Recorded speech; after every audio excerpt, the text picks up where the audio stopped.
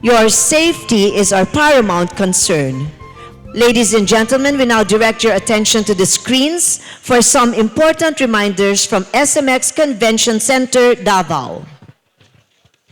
Welcome to SMX Convention Center, Davao. Your safety is our top priority. And for us to accomplish this, it is essential that you are familiar with our security and emergency procedures. For your safety and security, everyone entering the mall is subject to body frisking and bag inspection.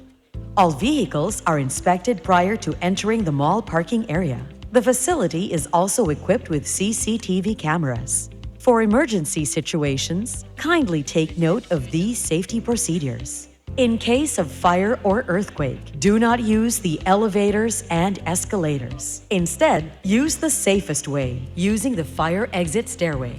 There are fire extinguishers and fire hose cabinets located within the facility. There are 2 mall clinics that can cater to first aid needs. When trapped in an elevator, press the emergency call button for your rescue. SMX Convention Center Davao is equipped with a fire alarm system that automatically activates during emergency situations. When you hear the first alarm, please be alert and prepare for a possible evacuation. During earthquake, perform drop, cover, and hold. By the time the second continuous alarm goes off, followed by an announcement from the mall's public address system, please immediately leave the floor by using the exit door nearest you. Our security personnel will assist you. There are emergency exit doors out of the facility. From the 3rd level, you can use the emergency exit doors of the function room located at the back alley leading to 2 stairways. You can also exit using the function room entrance doors leading to a stairway and to the mall. Our security and evacuation team will direct you to 3 assembly areas located at the open grounds beside SM Lanang Premier and SMX Davao Receiving Dock Unit. Please do not try to re-enter the facility until instructed it is safe to do so. At SMX Convention Center Davao, your safety is always our utmost priority. On behalf of the management, we wish you a most successful and safe event. Ladies and gentlemen, please rise for the invocation to be followed by the Philippine National Anthem. Our prayer takes wing and ascends to the heavens, calling out to the Almighty Father by whatever holy name our spirit recognizes and believes in. Ano man ang paniniwala o pananampalataya, alam namin na Ikaw, Diyos Ama, ang makapangyarihan sa buong sansinukob. Agad andin ngadan, sikuna to manama na madikar na tinune, agpanalangin kaname, kato marupong kakatigan, hasta giran, kato name pusong na memoka, madikar para kato karapungan. Igbohoy no kanami, kamatolos no pitpuunan noy, woy guhuron. No waro katamanan, kupiino inggahat kanami, no batasan woy katoonan.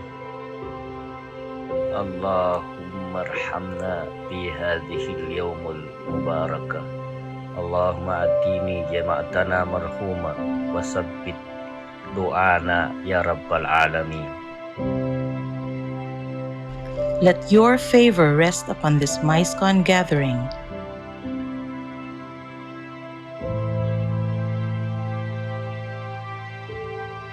Help us give each other the wings to fly, the speed and strength to forge new paths. Bless us with your loving guidance.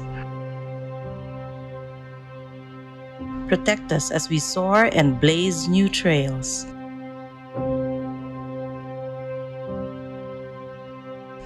For your glory and in praise of your holy name,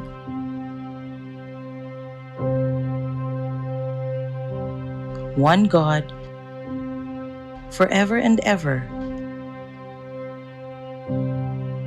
Amen.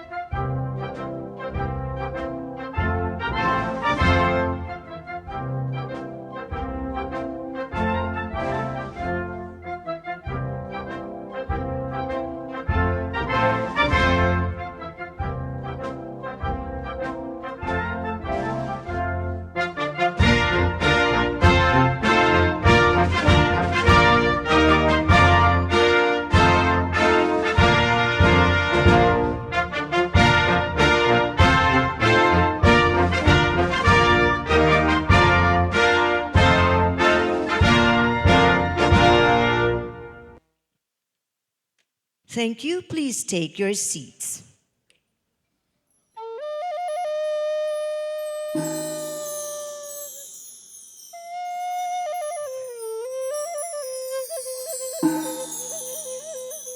Davao opens its expansive and majestic wings, just like that of the Philippine eagles, enfolding everyone in excitement and anticipation. Let us set our sights on our highest goals, unleash our energies, let our ideas take flight and soar. And as we launch this year's Micecon, fly high, Dabawenyo!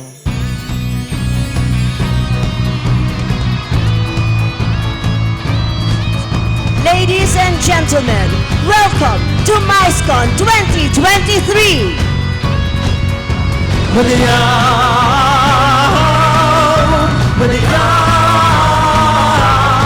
kay ganda at kay buting pagsalubong, ang saya sa puso ay umugong. Lipad ang Dabawenyo, lipad, one on everyone.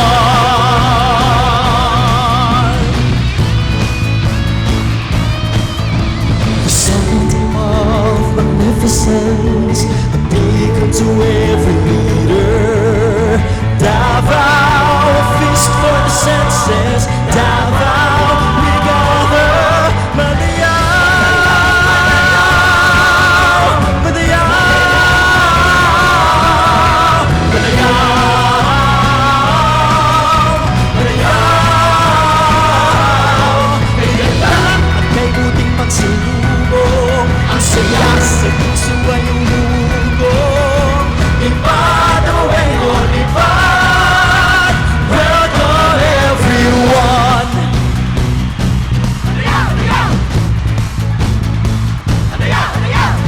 11 tribes, Dabawenyos, proud humans, truly noble.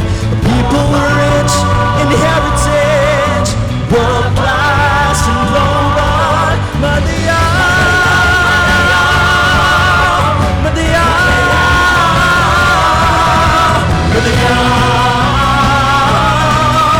Manayaw. Kay ganda at may buting pagsalubong, ang saya sa puso ay umugong. Lipad ang Dabawenyo, lipad, welcome everyone.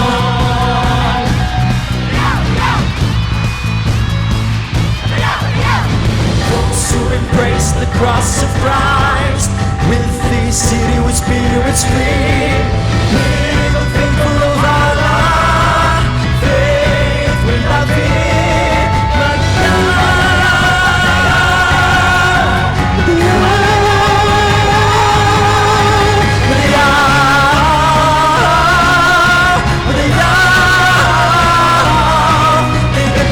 At kay buting pagsalubong, ang saya sa puso ay umugong.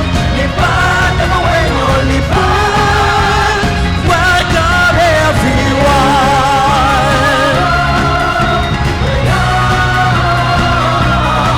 Kay ganda at kay buting pagsalubong, ang saya sa puso ay umugong. Lipad ang Dabawenyo, lipad, welcome everyone.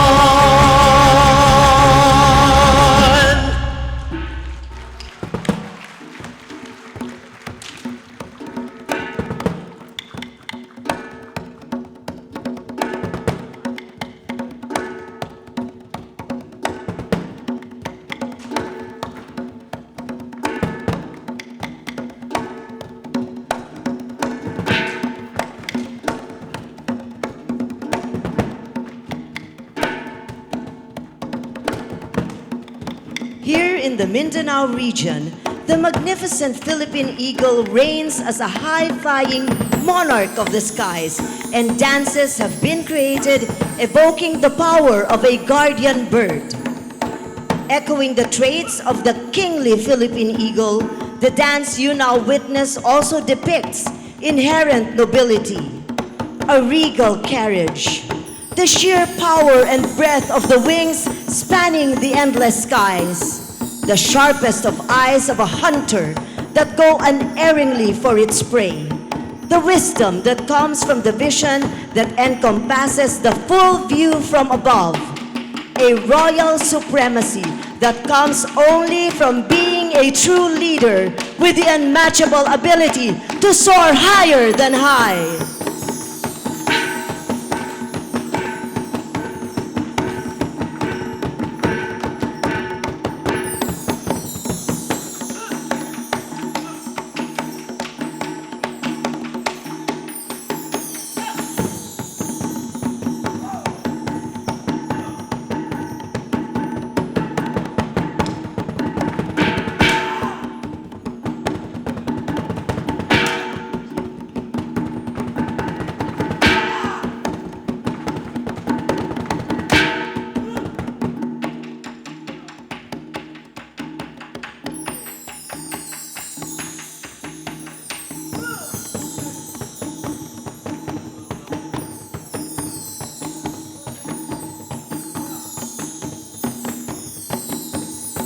This year, on the wings of different perspectives, the liberating exchange of thoughts and our vision for the future of tourism, Micecon takes flight.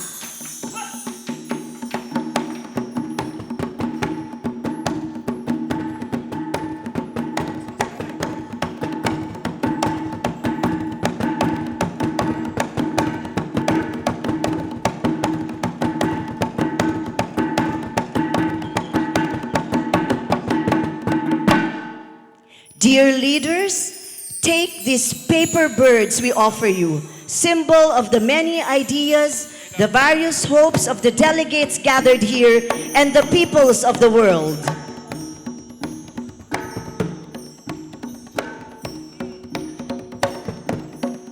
And we ask you to let your own winged emissaries fly towards the screens. On the count of 3, dear leaders. 3, 2, and 1. Let those ideas fly and converge.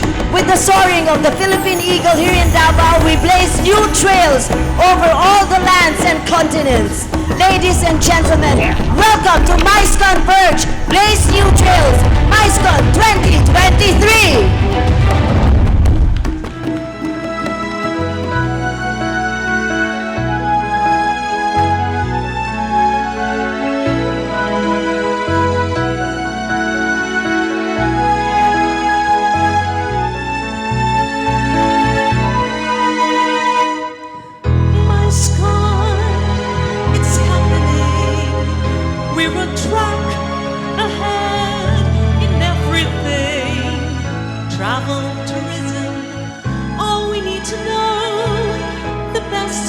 In the business, knowledge on the go. Since 2010, we've been on a quest, a journey shared by the very best. And now, as the year begins, we set our course because once again, it's happening. Meetings, incentives, conventions, exhibitions, and events. The Philippines on Micecon, the most exciting when it all began in Subic in 2010. You remember right, cause everyone was tweeting that Micecon, it's happening.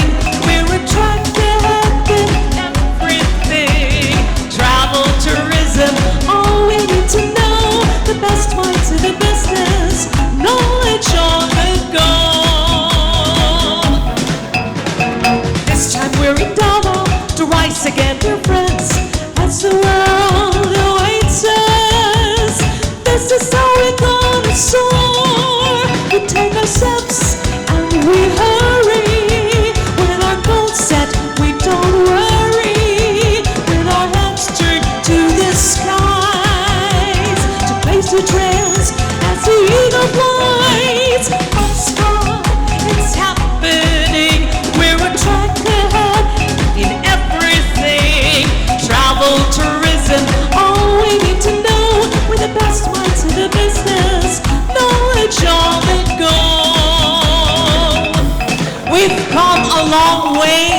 2010, integrating two events by Paseos and the Might Philippines.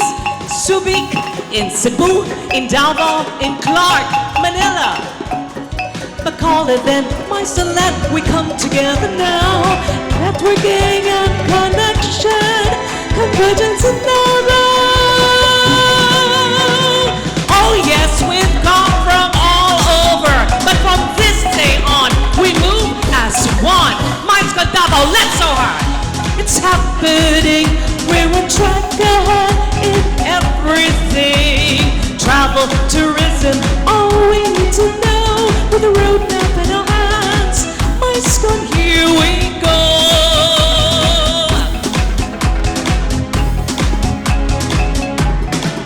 We take our steps and no hurry.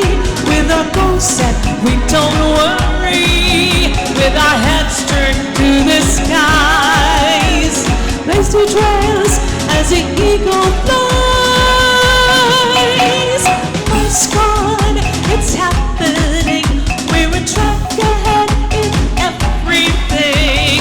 Travel, tourism, all we need to know. With a roadmap in our hands, Micecon, here we go. Micecon, it's happening. We're on track ahead in everything. Travel, tourism, all we need to know. With a roadmap in our hands, Micecon, here we go.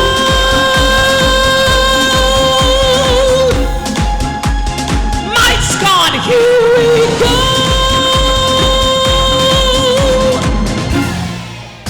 Micecon, here we go! This is the Meetings, Incentive Travel, Conventions and Exhibitions Conference of 2023. Micecon Verge, blaze new trails, Micecon in Davao! A big hand please for our performers, Davao's very own artists, Bernardo D. Carpio National High School, Sidlacan Performance Ensemble. Kathara Dance Theater Collective. Madayao Kulintang Ensemble. Christian Bahaya.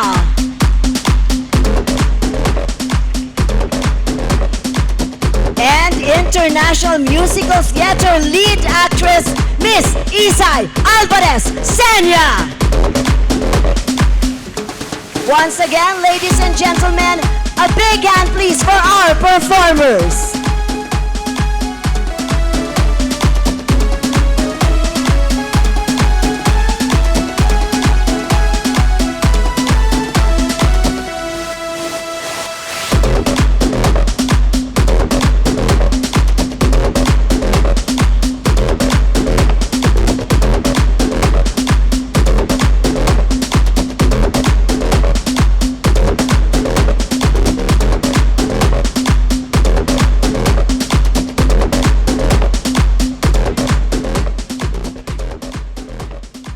To start the conference on a high note, let us welcome our guest of honor.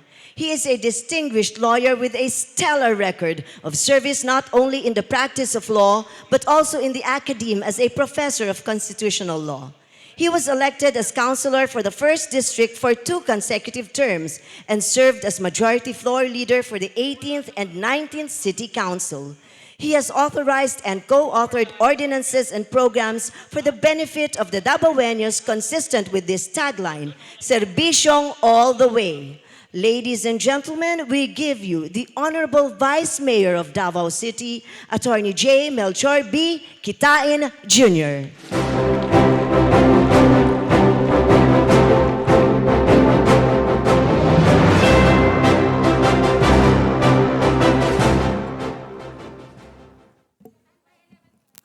Thank you very much for that very beautiful introduction. I would like to shake the hand of the MC because I think, was that the message I sent to you via email? I think it was a little edited because you're supposed to say there the handsome and dashing Vice Mayor. So I did not hear that, so it was probably edited. Well, forgive me if I crack a joke every now and then, a little, because we're very happy here in the city of Davao. because of what is going on in the city right now. For 2023, we have you, the Micecon, here in Davao City. So that's a big thrust for our tourism. That's a big boost for our economy. Now, I am here in behalf of the Honorable Mayor of the City of Davao, Sebastian Baste Duterte. As you all know, just yesterday we opened the festivities for the entire month or almost month-long celebration of the Araw ng Davao. It is the 86th year of the Araw ng Davao. So there are many things to be done right now, and I think tonight the mayor will be here for the mayor's night, a dinner to be hosted by the local government of Davao City. You know, the mayor told me that to inform all of you that he's very happy that the Micecon, the schedule was done this first week of March. You know why? Because it's also the Araw ng Davao, and we are hoping, he is hoping, that all activities done here today for the 3 days will not be confined inside the four corners of the session hall, inside the SMX. No, you are free to go out afterwards. For after all, March 3 is going to be a local holiday here in Davao City. So I would encourage you to take advantage of that. It's going to be a long weekend, Friday, Saturday, Sunday, then you can all go back to your respective place of abode on Monday. No? So please do take the time out after your conference from your very busy schedules, and you go around Davao City, and truly you will feel that indeed it is really time for Davao to be established as a prime hub for conventions and congresses. So with that, I will proceed to greet all the distinguished personalities present this morning. Maria Margarita Montemayor Nograles, the Tourism Promotions Board, COO. Charles Ames Bautista, TPB Deputy COO for Marketing and Promotions. Verna Esmeralda Buensuqueso, DOT Undersecretary. Maria Rica Bueno,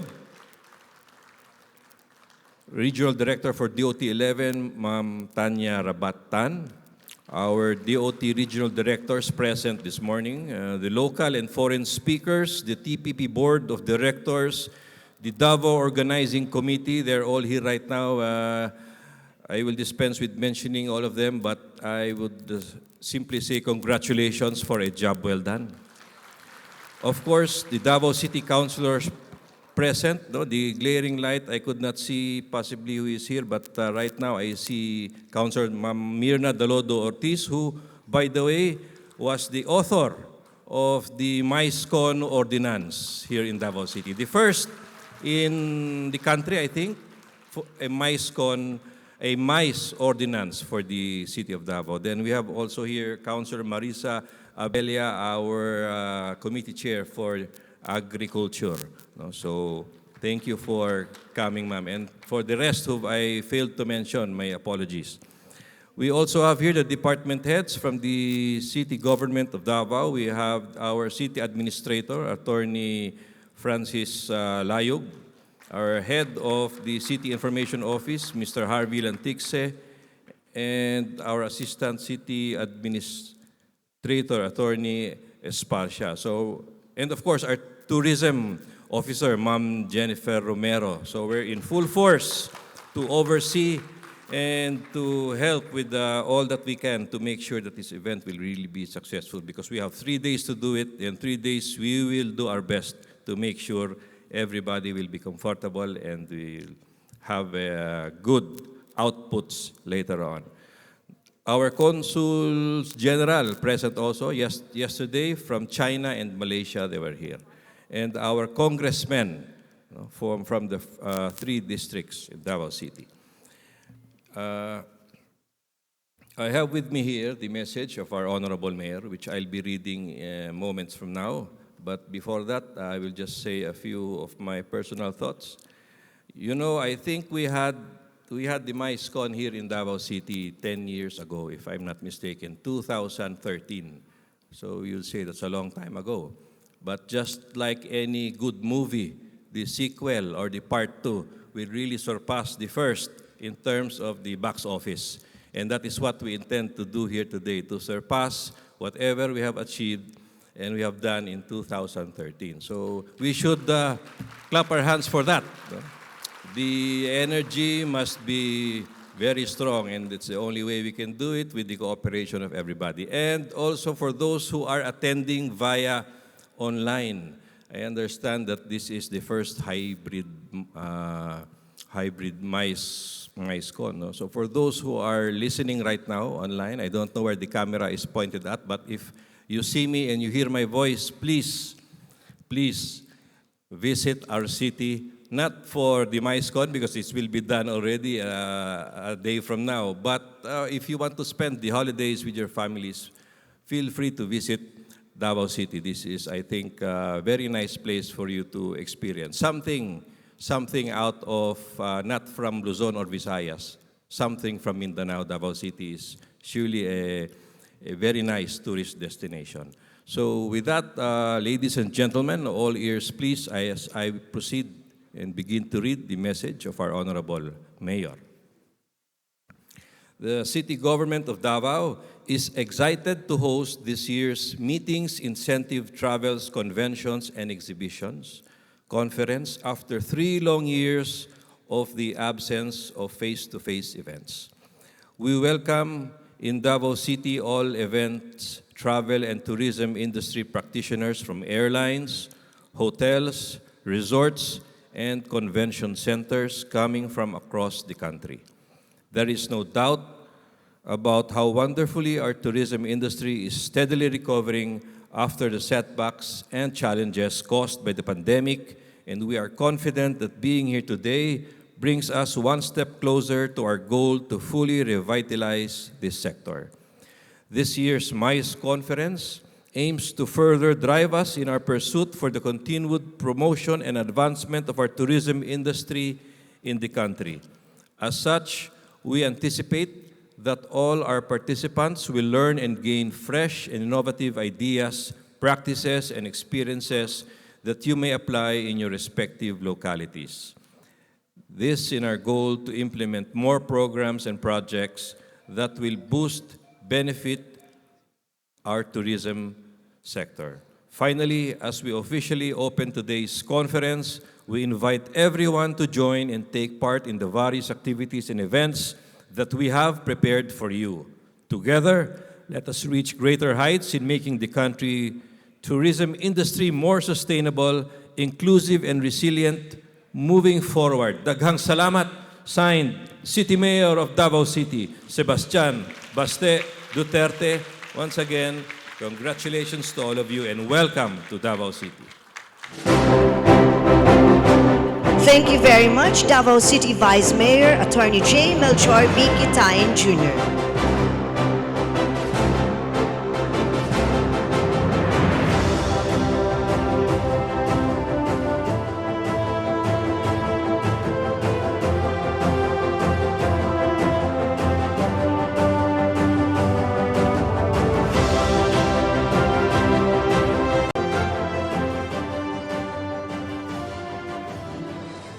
We now have the pleasure of listening to our keynote speaker. She is a seasoned entrepreneur. A graduate of the Ateneo de Manila University, she has since then been involved in fashion, retail businesses, and social entrepreneurship. A native of Davao City, she takes pride in what Mindanao can bring to the world. Our speaker carved a niche for herself as the co-founder of a locally awarded fashion brand and opened doors to empower women by providing sustainable livelihood to indigenous communities and women's groups in Mindanao. Her passion for Philippine culture and her understanding of fashion as a potent medium of advocacy is helping to cement the Philippine brand of excellence in the world of fashion and lifestyle. Determined to bring the Filipino brand to the world, she now serves as the Chief Operating Officer of the Tourism Promotions Board Philippines. Ladies and gentlemen, Maria Margarita Marga Montemayor Nograles.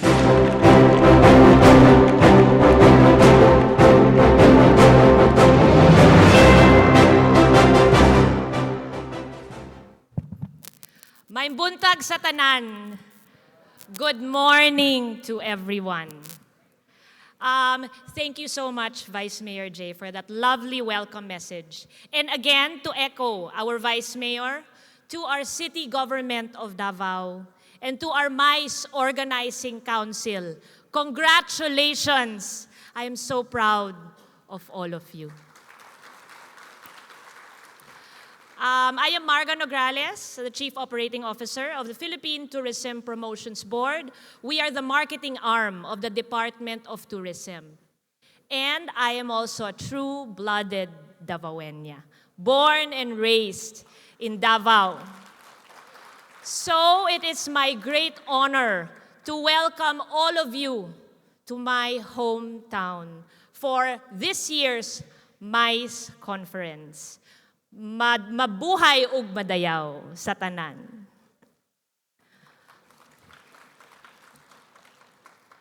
We are living in unprecedented times. The new normal and the challenges we face are many. But as the saying goes, in every crisis lies opportunity. The pandemic may have changed the MICE industry's landscape with a hybrid format here to stay. But this just means that more of us are connected together in forums like this. Whichever part of the world you are, or wherever you might be at this moment, we can chart a course to a brighter future for the MICE industry. We are honored to be joined by some of the global speakers in the fields of sustainability, travel and tourism, media, and events management. During the upcoming sessions, you will be updated with the latest trends in the travel industry for 2023. How to integrate sustainability in conventions and exhibitions, and discuss the importance of legacy as the MICE industry moves forward. We speak of making a legacy as the MICE industry is crucial in contributing to the economic growth of both global and local economies, creating employment opportunities and building the country's reputation. To that end, each one of you joining Micecon has a significant responsibility to create the best meetings and events with professionalism and excellence. Our industry offers a diverse range of opportunities and experiences, each of it unique and creative. This emphasizes the importance of knowledge and expertise and best practices in an industry that is rapidly evolving. I am confident that this conference will be an invaluable opportunity for us to gain insights, forge new connections, and gain fresh perspectives. I am also pleased to share with you some of the aspects in Micecon 2023 that we have gained from the tourism trends that resulted from the pandemic. Eco-travel elements such as community immersions, working on nature reserve, protecting areas, engaging in conservation work have risen as a trend in these recent years. Yesterday, our delegates participated in a corporate social responsibility initiative where we integrated sustainability and legacy by enjoining them to take part in the conservation of the endangered Philippine eagle. The change in tourists' behavior also shows the demand for local experiences. Today's tourists would want to engage and participate in local culture. Every third week of August, Davao City celebrates the renowned Kadayawan Festival. But with the collaborative efforts of our Micecon organizers and partners, our speakers and influencers enjoyed a Kadayawan adventure yesterday. While on a smaller scale, we hope that we were able to provide an authentic and enjoyable travel experience outside of these halls. But beyond the fanfare, we put front and center our Filipino brand of service. We believe that by providing exceptional service and going above and beyond for all our visitors, we can provide tourism experiences that exceed expectations. These are our marching orders as envisioned by our President Ferdinand Bongbong Marcos Jr. under the stewardship of our Tourism Secretary Cristina Garcia Frasco. We are fully committed to achieving our goal of becoming a stronger tourism powerhouse in Asia and the world. So here we are, through Micecon 2023, doing the best that we can do to attain that vision. Once again, mabuhay and welcome to Davao City. Thank you, Philippine Tourism Promotions Board COO, Ms. Marga Nograles. Madam COO, kindly may we request you to remain on stage for a photo opportunity.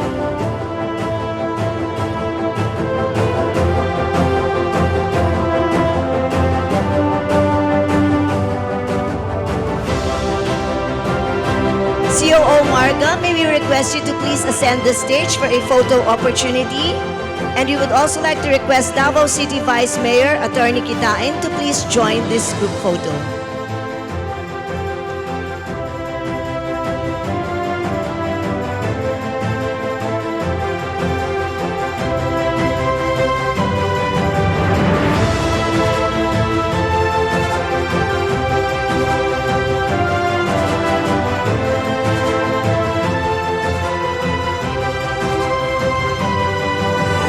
At this point, we would like to call in the artists from Davao City, our dancers, to please join this photo opportunity.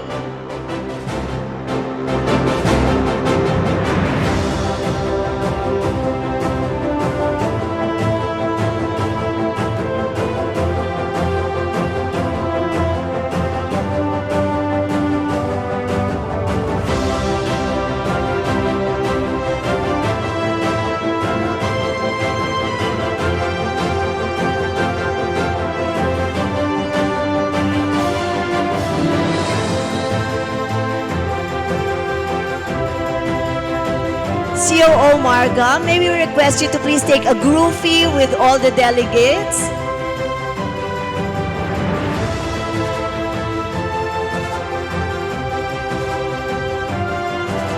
So everyone will be in this photo, this groovy to be taken by COO Marga.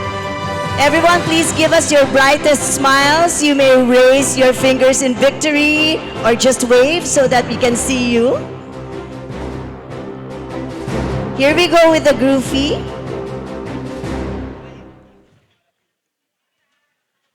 Micecon 2023, here we go. Would you like to stand up, ladies and gentlemen, to make this a more festive photo?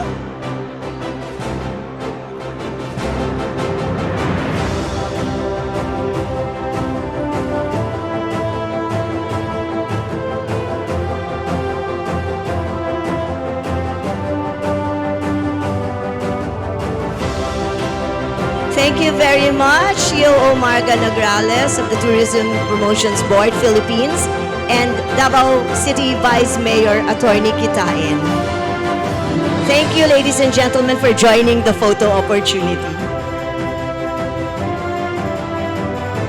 And at this point, delegates, we now invite you to enjoy our morning coffee break with delectable refreshments courtesy of Agria Naturetainment and Pearl Farm Beach Resort. You could see their beautiful display over there at the back of the hall.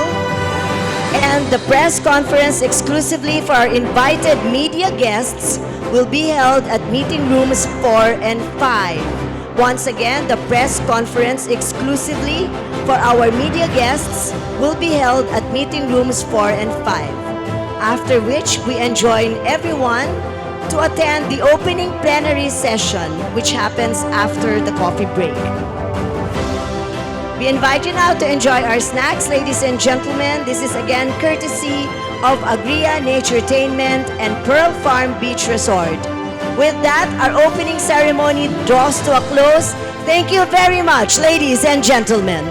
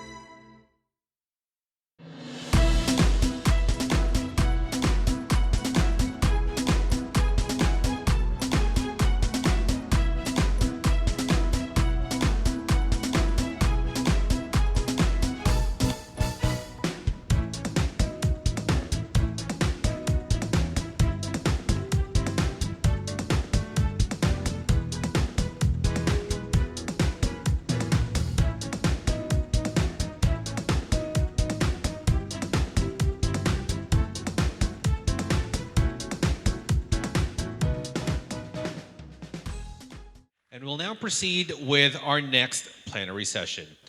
So for the next plenary session, the group will be tackling the topic of opportunities for a new beginning, conversion into a sustainable destination. While the boom of revenge tourism boosts local and national economies, the stress on communities and natural resources becomes more evident. In this plenary, Ms. Susan Cardenas, President and CEO of the Society for Sustainable Tourism and Development Incorporated, will share the crucial role of the MICE industry in getting more value from tourism, integrating the growth and ways of the local community. Susan is a sustainable tourism pioneer advocate in Southeast Asia, specializing in global sustainable tourism and green destinations development, management, and awards a certification program with focus on grassroots or community social responsibility. She's a staunch advocate and innovator in learning and capacity building of tourism players and stakeholders towards sustainable tourism, ecotourism, community-based, sustainable MICE, and agri-tourism promotion. She has served as a consultant and advisor for local government units in the Philippines, founding board member of the Asian Ecotourism Network, Green Destinations Southeast Asia partner and representative, and UNWTO Multi-Advisory Council MAC partner. Her other hat involves more than 20 years experience in MICE, managing sales, marketing, operations, and events in the Philippines, Singapore, Peru, Japan, and in Jakarta, Indonesia. Ladies and gentlemen, please give a round of applause to Ms. Susan Cardenas.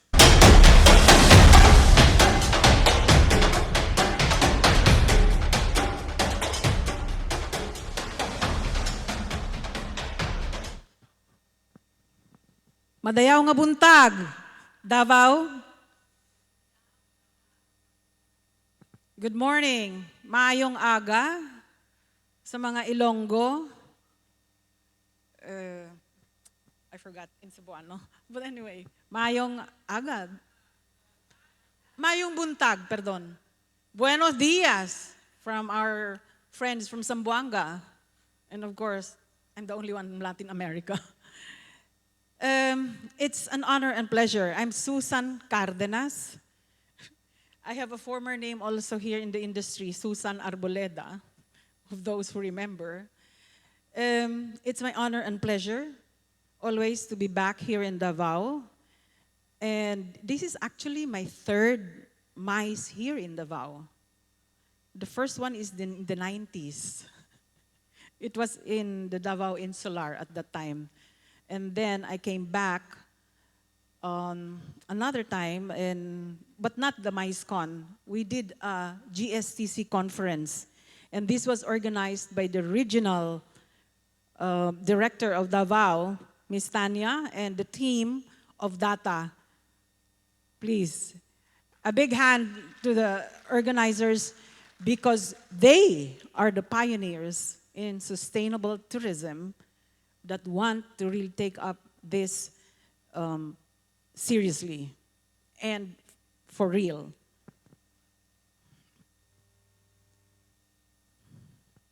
Why sustainable tourism?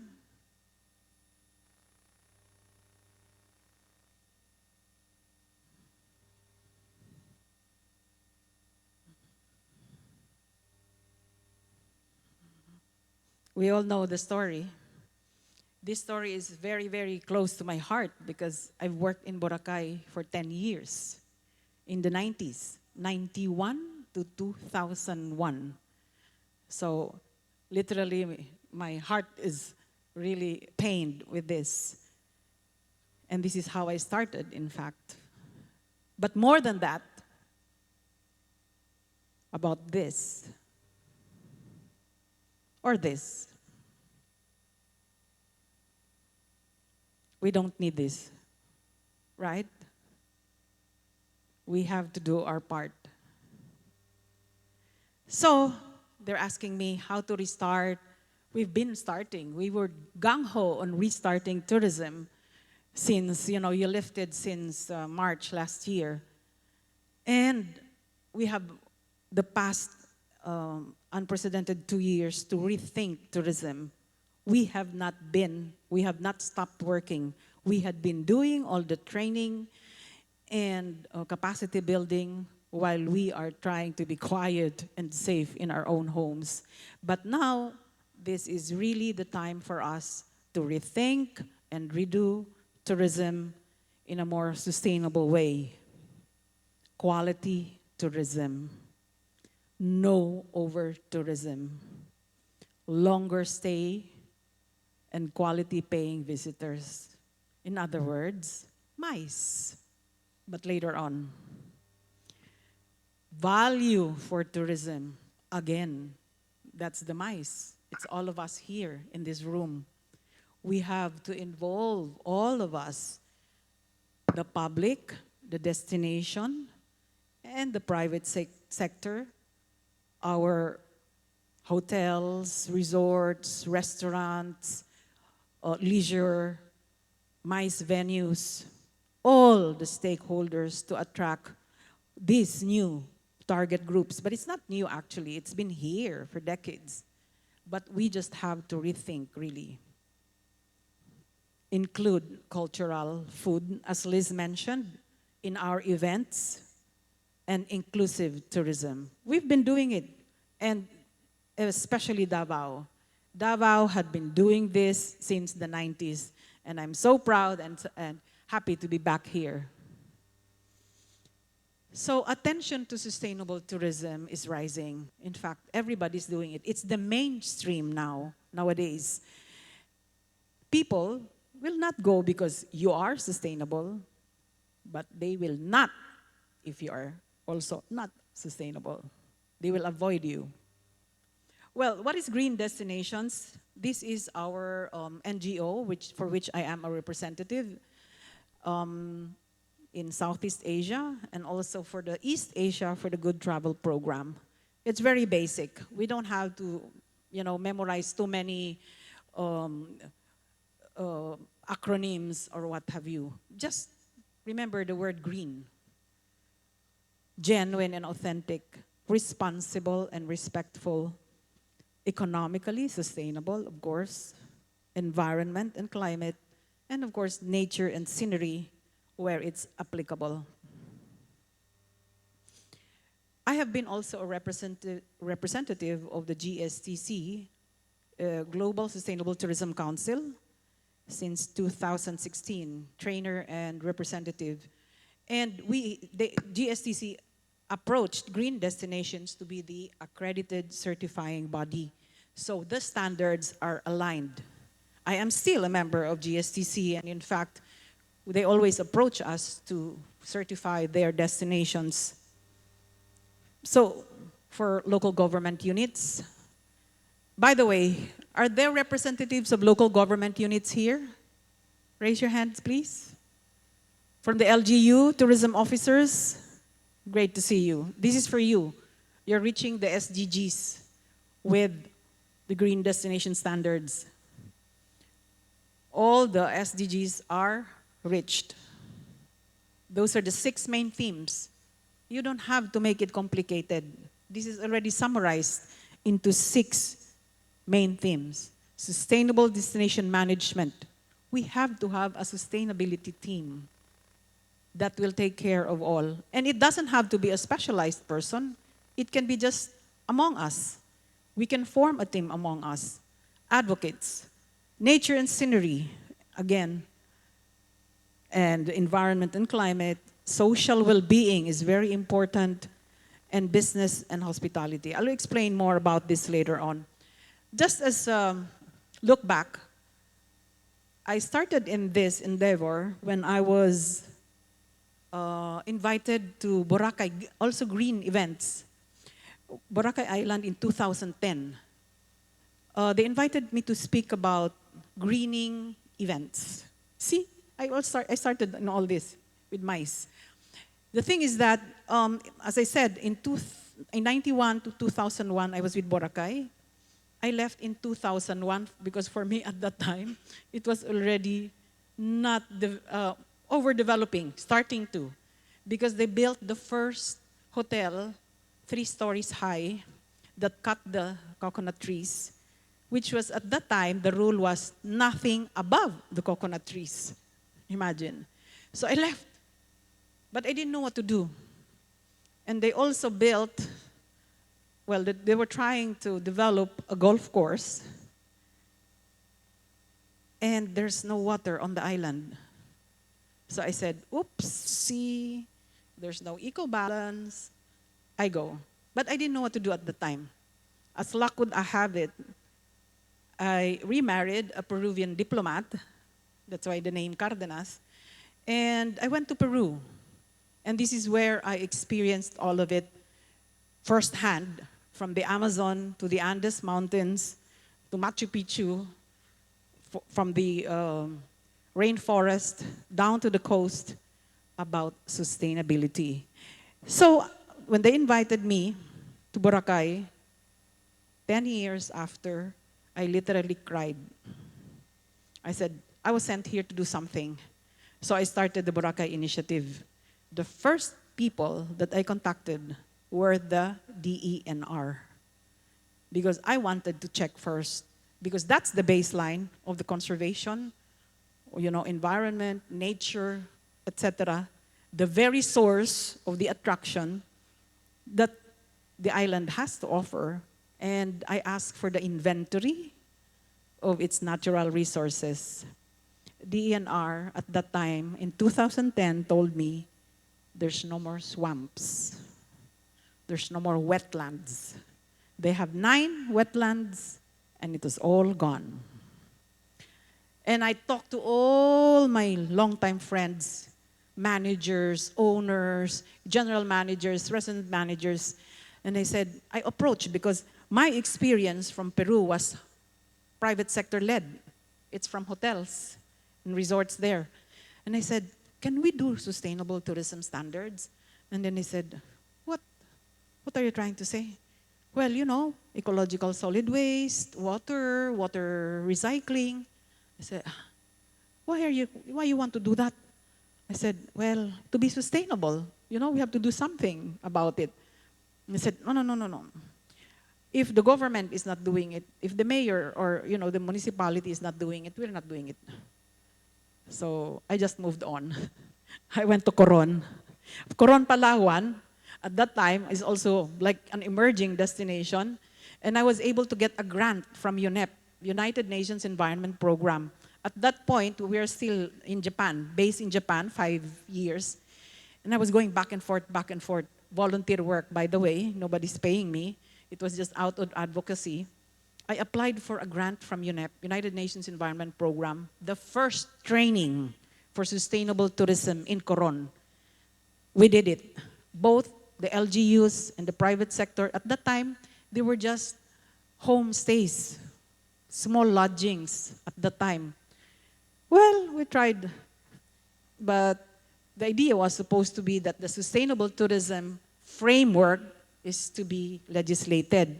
I already talked to 3 mayors, but up to now, no pasa nada, empanada. It's still a work in progress, hopefully. But I still moved on, and then we did the Negros Occidental initiative. That one, I did workshops with the group of, anybody from Negros Occidental here? Hello, mayong aga. We did the agro-tourism. And at that time, I was also a guest speaker of Tita Mina Gabor in ISST for ecotourism. And I was already doing my presentation for agro-tourism. And then what Tita Mina was asking me, what are you doing? I said, I want to have a workshop with the organic farmers in Negros. And then they said, okay, can you give me that? Can you connect me? I want to do farm tourism. And of course, the rest is history for ISST. Then I moved on. TPB is very kind enough. I have very strong advocates in TPB, PCVC at that time. They invited, do you know that this is already my second of Micecon, and this is 12 years after?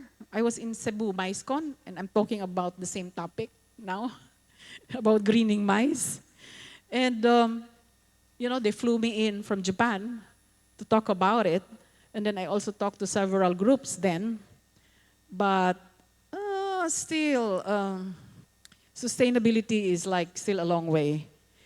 But this is the beauty. In Davao, they invited me, 2018. Davao people, data, where are you? Hello? They invited me to do the GSTC training.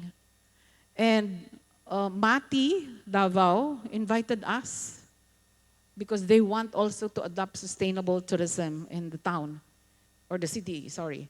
And yeah, we did some kind of validation tour there.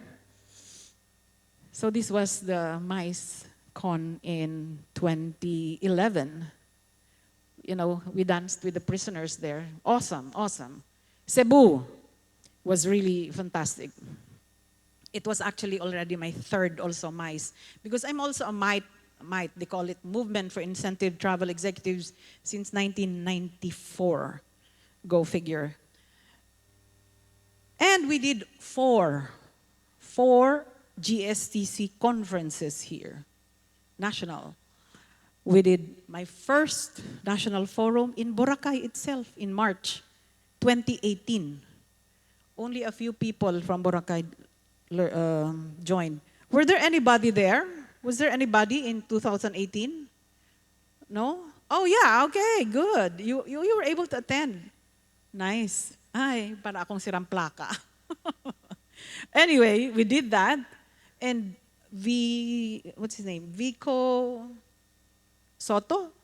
At the time was just a counselor. And he trained under GSTC, you know. And he was a guest speaker for the LGU because he wanted to adopt sustainability. And, well, he's doing well for Pasig, I hope, I think. So we did also for TBEX. Did you attend TBEX? You were there?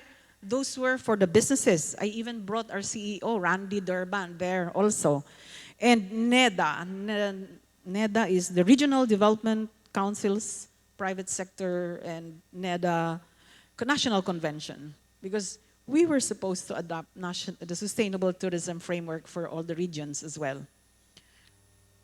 However, moving forward, as I was based out of the Philippines for the past 20 years, and I was based in Japan and Indonesia, but we were working on around with our network. Thailand has adopted and have their own sustainable tourism framework. Indonesia also, which I had been mentoring. Mekong destinations, meaning Vietnam, Laos, Cambodia, right now, they will be training under us, and of course our Asian Ecotourism Network. By the way, you might want to attend the International Ecotourism Mart in March 28 to April 2 in Silang, Cavite.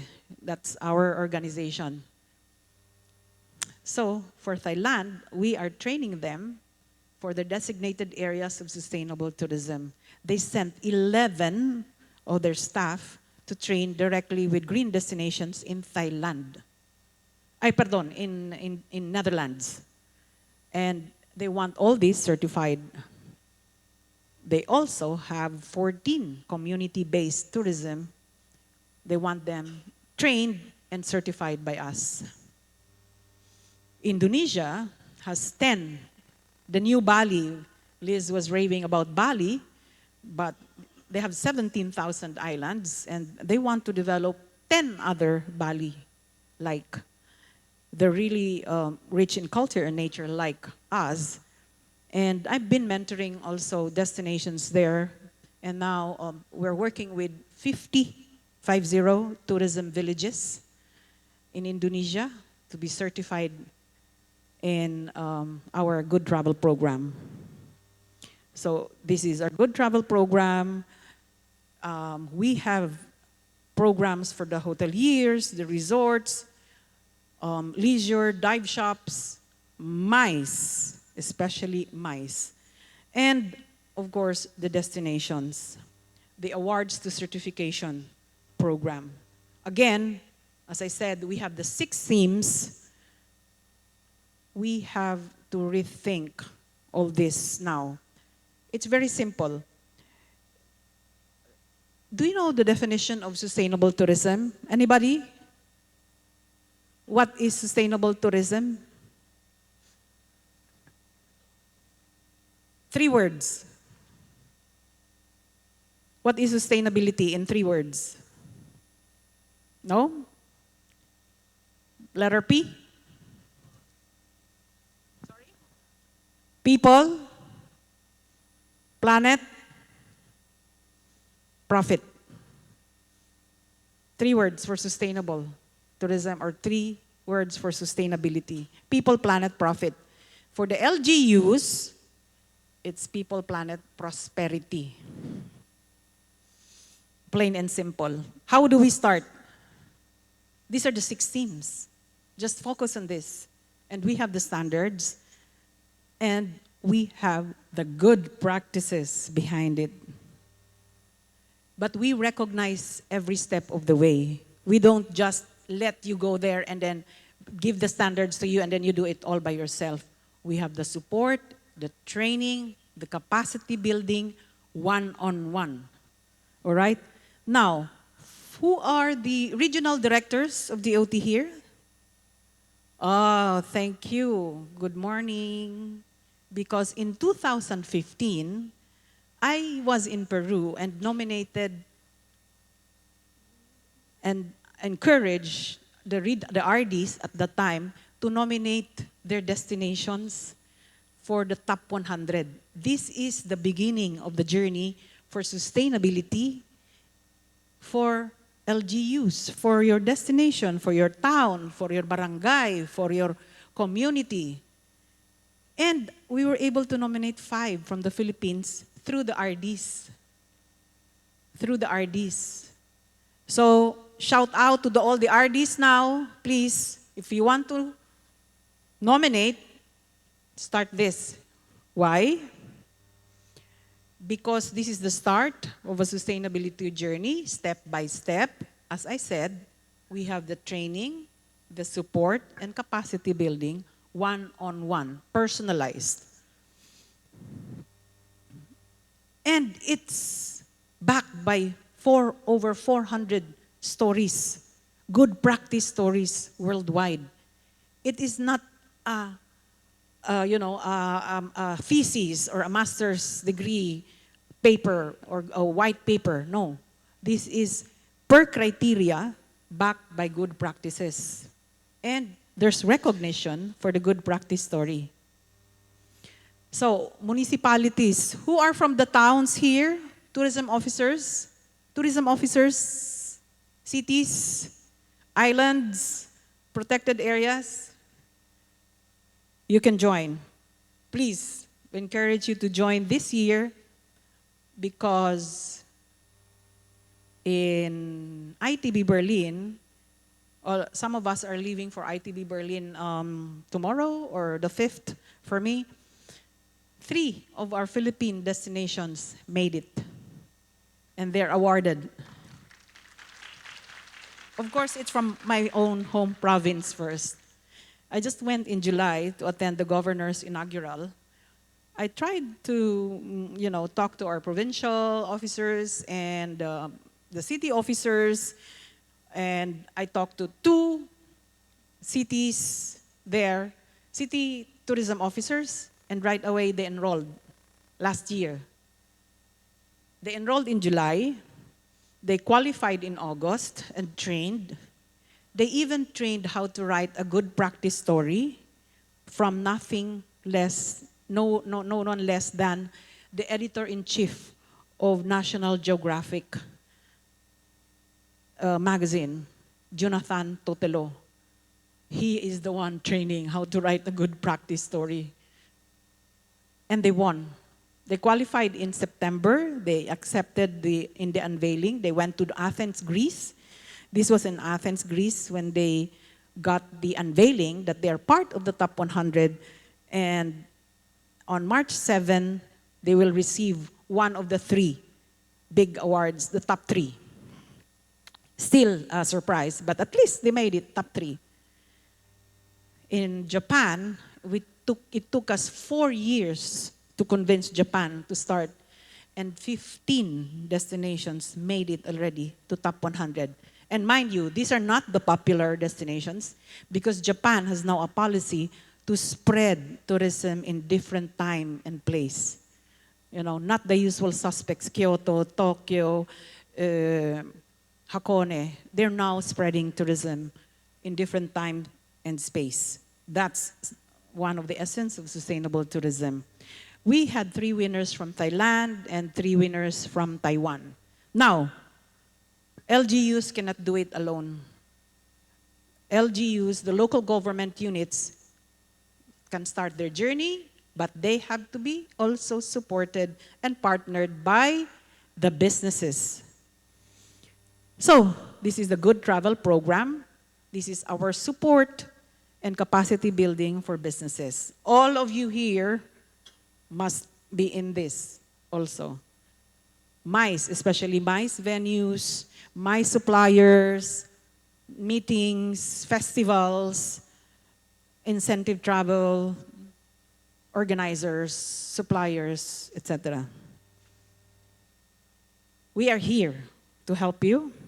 It's transparent, it's feasible, and actually it's the most affordable program in the whole world. Everybody is joining us now. For as low as even 150 euros, you can have your certification. You can have your training. you can have your support. And we start with a good travel scan. These are the 10 themes for businesses. Liz has also emphasized this earlier. Local, community, and people. We start with that. And of course, good employment, reducing energy. Well, I sent a guideline, a meeting guideline to our organizers. I'm happy that it's not overly cold now because normally the air conditions are like, full blast. Although we would have like more natural lighting in order to save energy in venues. And climate adaptation. Before we know it, another storm is coming. Of course, we have avoiding plastics. I still see some plastic cups. I don't know which part of the guidelines they have not read. And bottles, but we have to do our part. If we want to see change, we bring our own jug, or we refill our own water jug or our own water bottle. Please. Avoid waste and plastics, less pollution, water and noise, green products. Davao is already doing that now. I'm so happy. I was able to taste the cheese yesterday, and of course the chocolate, and last night's food was fantastic, all locally sourced. Nature and scenery and animals, only when applicable, by the way. But if you're in the city and then you don't use animals for your transport, of course, that's not relevant. Culture and sense of place. Philippines is champion for this. Of course, we're number one in that. But we must not forget city hotels. Otherwise, as Liz said, they're all generic. We don't know which city we are when we enter. We have to inject still the culture and sense of place and management and information. Then we moved further to Good Travel Seal, and then the Good Travel Seal Plus, which is 100% GSTC compliant. So all that, we will train later on, and of course the benefits. What's in it for you? What's in it for you? Why do we have to do this? We have to communicate what we are doing. So we will also encourage responsible travelers, right? Who doesn't want responsible travelers? Who doesn't want, conscious travelers, eco-friendly? But Booking.com already takes all our destinations and our partners and our hotels and resorts in their listing. You will see the leaf that says they are a sustainable travel and they are good travel program partners. Tourism 2030 and Sustainable First and all the other portals pick up our members. And of course, the Good Travel Guide promotion. It's visited by not less than 400,000 a month visitors. So there's really now consciousness of responsible travel. Where do you want to stay is a choice, and they see this in our Good Travel Guide. 50 plus countries, in fact 70 by now. And we only have still 3 in the Philippines, but we want to put more, so please, let's put your property, your hotel, your resort, your restaurant, your warung, your karinderya in this map.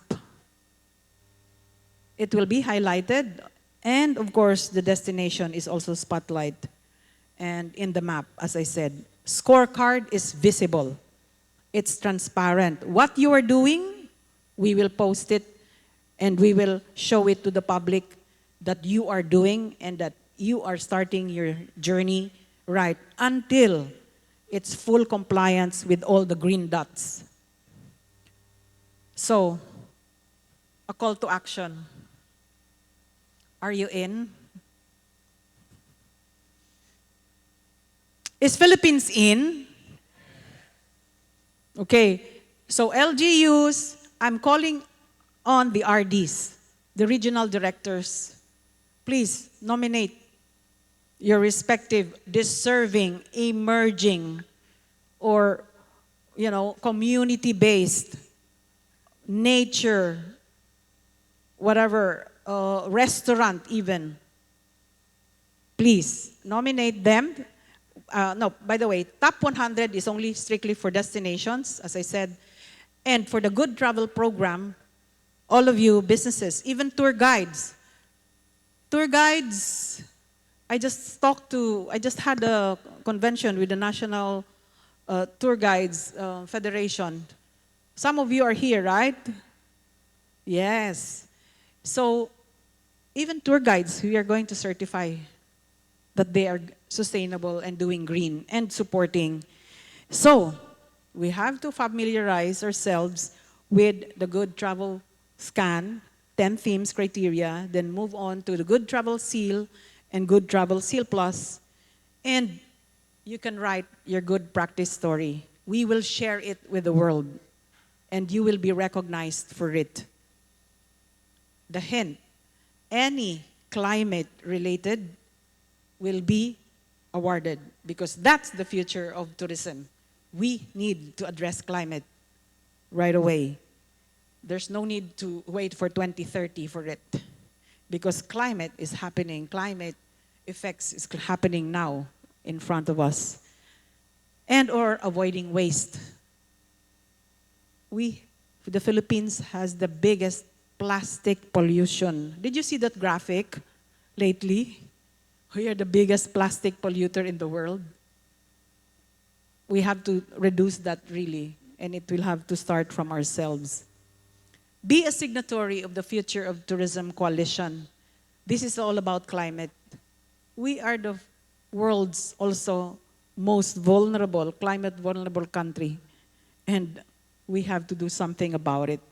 Well, Bago City is already signatory, and they will sign Sagay will sign up also in ITB in Berlin together with the Future of Tourism. If any of you in going to the ITB, please attend our Green Destinations Award ceremony on March 7. We will be very happy and to have you with us and support our Philippine contingent. So for your bespoke programs, please don't hesitate to contact me.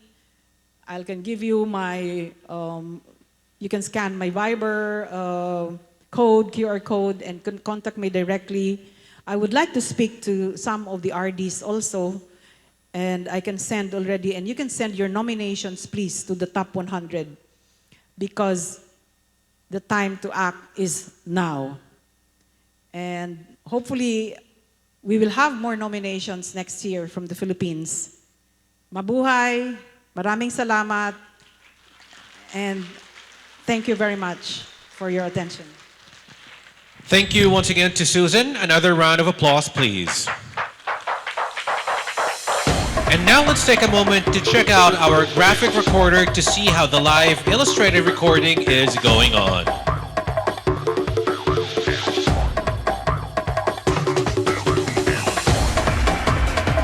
All right, there we go. Now at this juncture,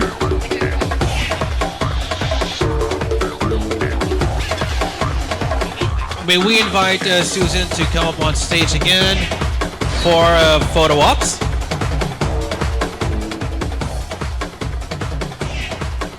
There we go. So that's your session along with our graphic illustrative recording. Thank you once again. And now at this juncture, we'll be having our hosted lunch, which was aptly named Flora and Fauna. So we would like to request everyone to please proceed to the Fountain Court entrance where we will assist you. The venues for the hosted lunch is at the Acacia Hotel, Royal Manday Hotel, and Rojin Inn. So please be back by 1:30 for our breakout sessions. So our breakout sessions, 1A will talk about incentive travel outlook, which will be led by resource speaker Peng Yi Choi, publisher of the TTG Tourism Group and head of TTG Global Commerce. The target audience for this topic are DMCs, travel agencies, tour operators, local and national tourism offices. This will be in breakout room A, function room 2, here at the SMX CC Lanang. breakout room 1B, we'll be talking about cutting-edge event designs. It'll be facilitated by Michael Gray, Director of MKG Events Pty.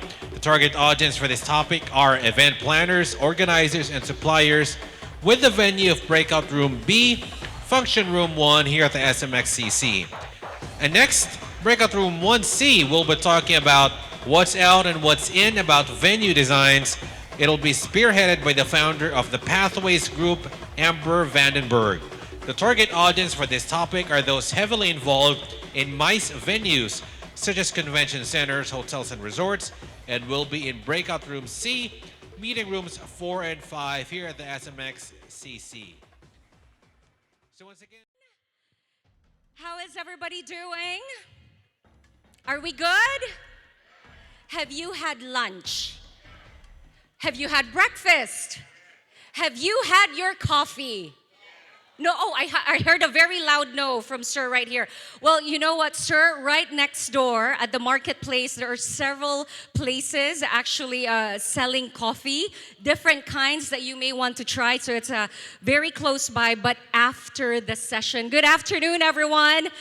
Hope you are having a fantastic time. Allow me to welcome all of you to Micecon 2023. This is the Philippine Mice Conference, and this year's theme is all about mice converge, blaze new trails. I hope that you've been enjoying the sessions from the opening ceremony earlier today, the sessions that we had yesterday, and up until this one. I am pretty sure you are here excited for what you are about to learn on the incentive travel outlook.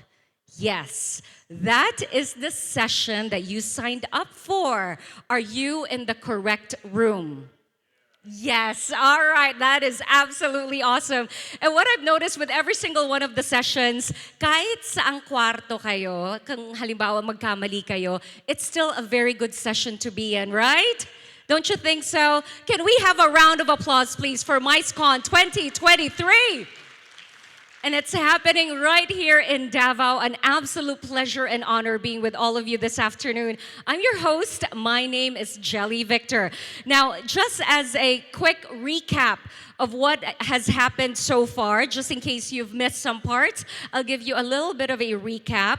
For this year's MICE, earlier we witnessed a visual spectacle, which was during the opening show where we were gladly joined by Vice Mayor of Davao City, that's Honorable J. Melchor Kitain Jr., and Tourism's Promotions Board Philippines Chief Operating Officer, Ms. Marga Nograles. Afterwards, the first plenary session commenced, giving us a glimpse of what will unfold this 2023 and how it can affect preferences for travel and tourism. This is immediately followed by a session where we had conversations on how we can push for tourism regeneration that is inclusive and sustainable. Now, for the second part of our program, there will be 2 breakout sessions that everyone can look forward to. Assigned in breakout room C, those heavily involved in MICE venues, convention centers, hotels, and resorts, kindly proceed to meeting rooms 4 and 5 here at the SM Convention Center and settle into your designated discussion groups based on the focus that you need about the new trends in the MICE industry. The second batch of breakout sessions on sustainable and regenerative events will follow soon after. Once again, please proceed to meeting rooms 4 and 5 and settle into your discussion groups. And we wish you an insightful and productive discussion of Micecon 2023. Now, before I introduce all of you, the moderator for this particular panel discussion, I just wanted to perk everyone up because right after lunch, what usually happens, lalo na pag hindi pa nakapagkape, yung attention span, the concentration might be a little bit low. So I just want to get, the blood going in our system. Can I have everyone please just stand up? Everyone please stand up, a very quick one. Please stand up. Biglang tumahimik. What is this host making everyone do? Look at the person on your right. If there's anyone there, you don't. How about on your left? Do you know the people that you are seated next to? Get to know them. Get to know them, please. Ask their name. You can even go as far as scanning the QR code that is on their delegate ID, their information. That way you get their name, you get their email address, you can get their company name as well. Meron ako nakikita mga iba dito, hindi talaga nagtitinginan. Bakit? Anong nangyayari? Huya man. Make sure that the people you are seated next to are actually people whose names you know. All right, and yay, wave to the camera if the camera is in front of you. All right, that is all I wanted you to do. You may now take your seats and hopefully you've made a friend. Hindi lang share a seat, it's share an entire table. All right, now that most of you are smiling and perked up a little, it is time that we start with this.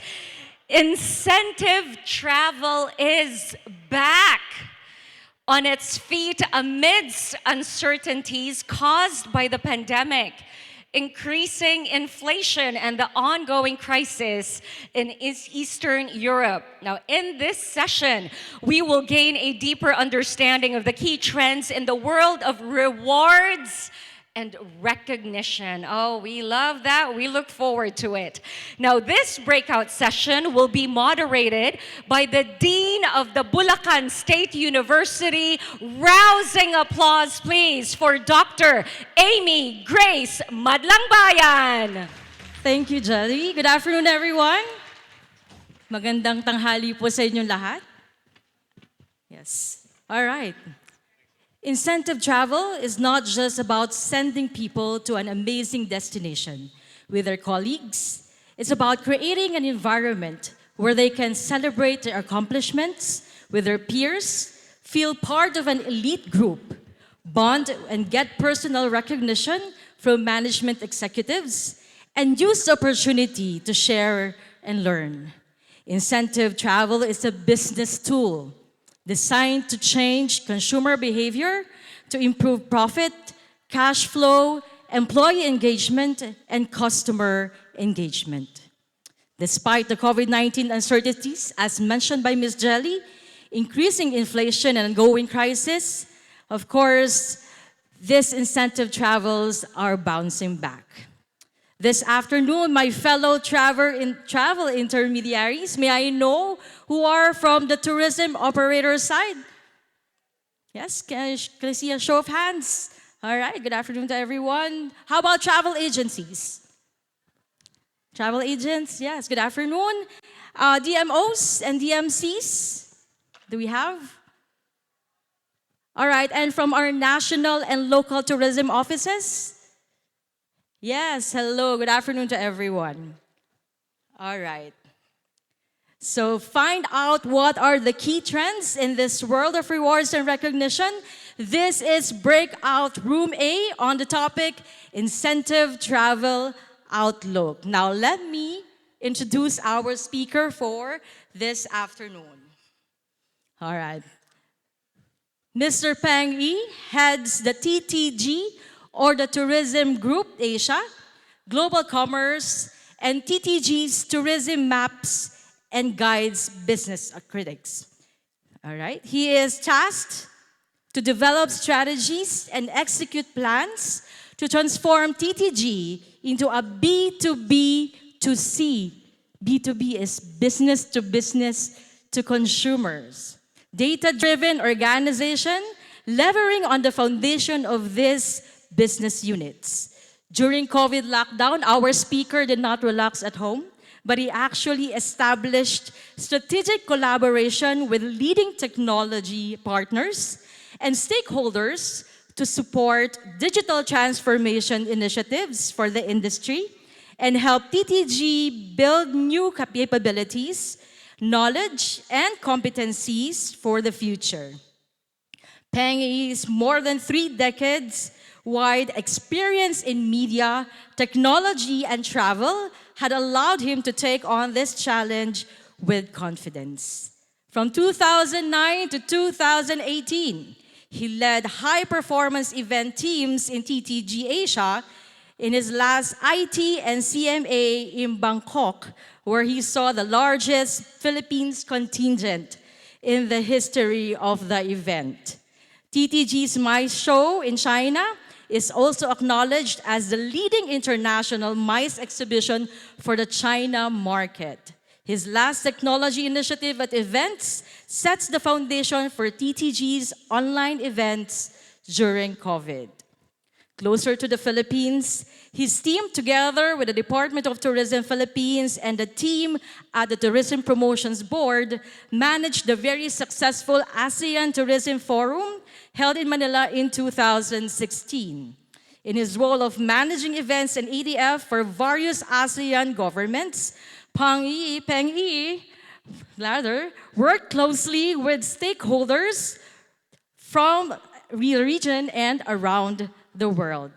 All right, Peng Yi holds an MBA from Henley Management College, UK, and is a Stanford University Professional Publishing alumni. He was president of his neighborhood Toastmasters Club and has held elected leadership positions in club and societies, including past vice chairman of the Direct Marketing Association of Singapore, and he was chairman of the College Tennis Club and vice captain of the competition team.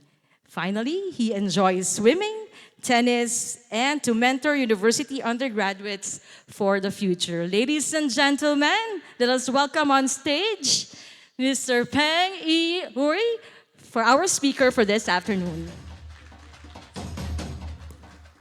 Thank you very much, Amy, for the kind introduction. Right, okay, so, oops, I think you've got the wrong slide. Can we change to the right presentation?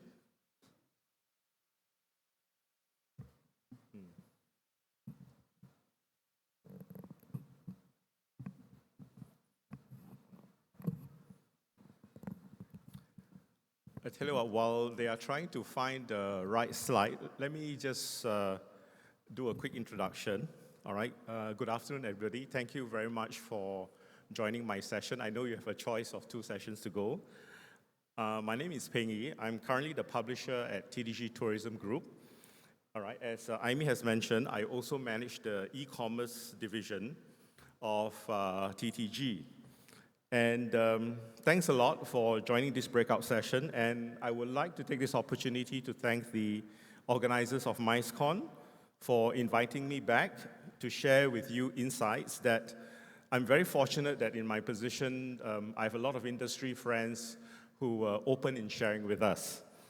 Okay, and a special thanks also to Raquel and her team at TPB Philippines and the team at BCB for helping to facilitate my participation. I understand that the team had a very short 3 months to organize this event, and it's actually quite surprising that they've managed to pull it off. So let's give them a word of applause. Right? Thank you very much. Yeah, all right. Okay, well, I think probably the reason why all of you come to this session at the top of your mind is really, how do I get, a piece of the incentive pie? While we wait for the slides to come out, let me just give you a snapshot of how I am approaching this particular session. So the first part, I will show you what your competitors are already doing. In fact, we are all collaborators with our fellow ASEAN countries. Each of us have our unique value proposition, right? I'll share a bit with you on what our friends around the region are doing. Then I will go a little bit more into a recent research that was just concluded or published in October 2022. So that provides a bit of, I would say, quantitative analysis. Then finally, we'll talk a bit about the qualitative factors based on feedback that I've gotten from my friends and people in the industry. So I just want to check, are the slides ready? Sorry, I couldn't see it because of the lights. Yeah, so as they say, things happen. We did a dry run yesterday and everything went well. So probably we must have moved the laptop somewhere.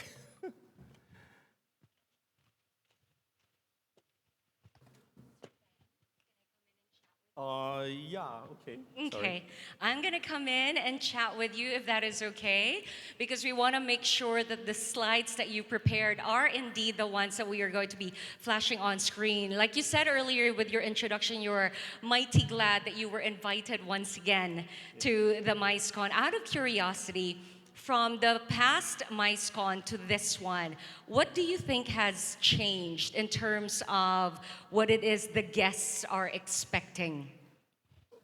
Okay, so if I still remember correctly, the first Micecon that I attended, we talked about how to get a piece of the mice pie, right? So that was pre-COVID, yeah, and all the ASEAN countries were very aggressive with their promotion effort, and at that time, I still can remember one of your earlier undersecretary, I think, Attorney Ramirez, I think he has passed away. Fantastic gentleman, fantastic gentleman. We had a conversation with him. I think he was very, very passionate about, building talents, young talents especially. So, so we covered a little bit on that, all right? And and that's one of the reasons why I was very happy to see this time around what's different is that I see a lot of academics, which is very good. And I understand that yesterday you had a student challenge. There was a youth segment. There was a competition that involved the youth. Correct.